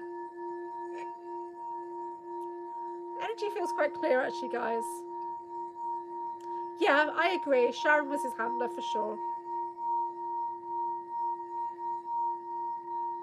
But look what's happened to them now. They look terrible.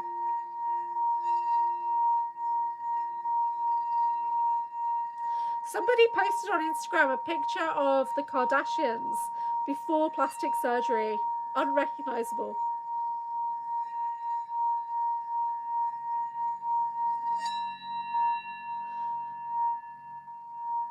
Yeah, I'm pretty au natural. I don't even wear makeup. So, although on my Zoom, it does touch up a little bit. So that's why you won't see the wrinkles quite as much. And I have a light very bright sometimes, so you can't see the wrinkles. Might make exam harder out of country. What does that mean? What does that mean? What have I missed? What did I miss there, Jason?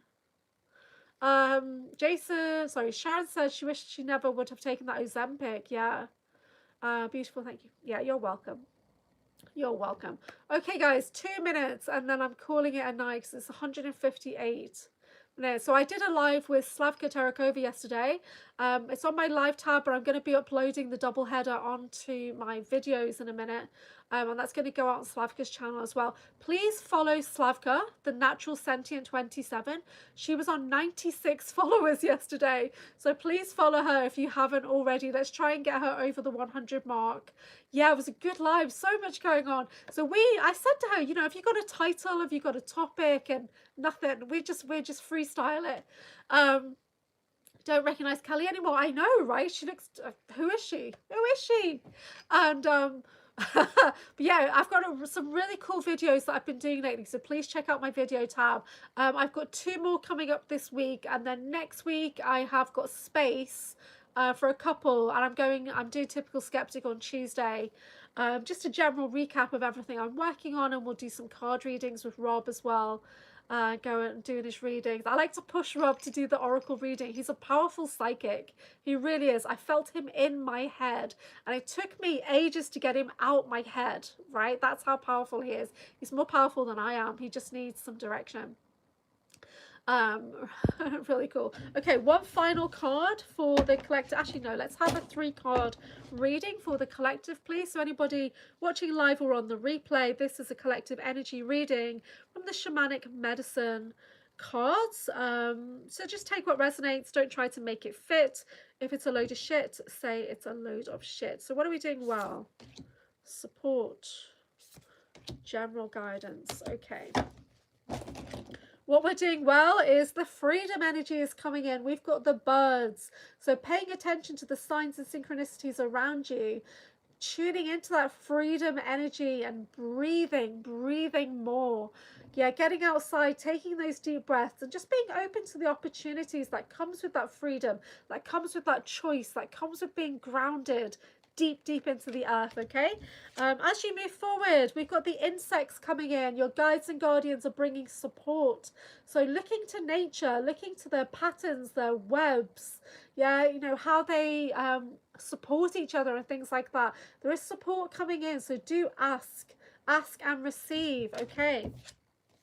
As we move forward, we've got shapeshifter energy coming in, and this is all about perspective. So perspective for yourself, those around you, is changing rapidly. Okay, everything is just an interesting point of view. We don't need to accept it, we don't need to reject it, we don't need to justify it. Our perspective is changing. So yeah, watching, taking that step back and becoming that neutral observer of everything that's going on, but speaking your truth. You don't have to explain yourself. Using your no boundary is really important as well. So perspective is changing. Let me just get the story medicine on the shapeshifter energy. So it says, whichever form you choose to take, bird, butterfly, wolf, or snake, the medicine will speak to you of what it is you now must do. So when we connect in with our spirit animal, we're thinking about, what do they have to share? What medicine are they sharing with me? If it's a rabbit, how do rabbits behave? What do they see from, you know, from that low position? How do they live? What time of day do they come out? What do they eat? So we're trying to be more like rabbit or more like eagle, yeah? So we're using that animal's medicine, and we're asking them, we're calling them in and asking, you know, asking a question. and receiving that answer. So whenever I do meditation, journey work, vision questing, we always have a spirit animal next to us. That's always there at the start and at the end consciously, but it's with us through the whole journey. But at the end, at the beginning, we acknowledge them. We acknowledge their presence. We acknowledge their support. And at the end, we share gratitude with them. And we ask for their medicine. We ask for some general guidance or whatever, but know that they're always with you. I'm very rabbit energy. I really am, which I'll leave you guys to figure out what that means. But if you're seeing a particular animal or insect or bird all the time, do some research and then suddenly think, if I was to do a meditation and shapeshift to become that animal medicine, become that animal, what would that be like? So I was at a shamanic camp a couple of years ago. I was stewarding and I sat in on one of the vision quests and we shapeshifted, and I became a fox, and I'm very fox-like anyway. I have my Lyrian aspect. There's a fox of me off world.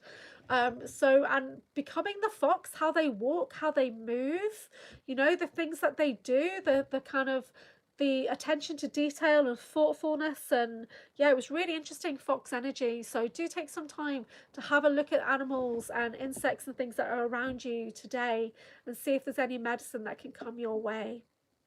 Okay, thank you everyone for joining me. I'm going to bid you all hail and farewell. It's 10 a.m. here in the UK, in the northwest of England.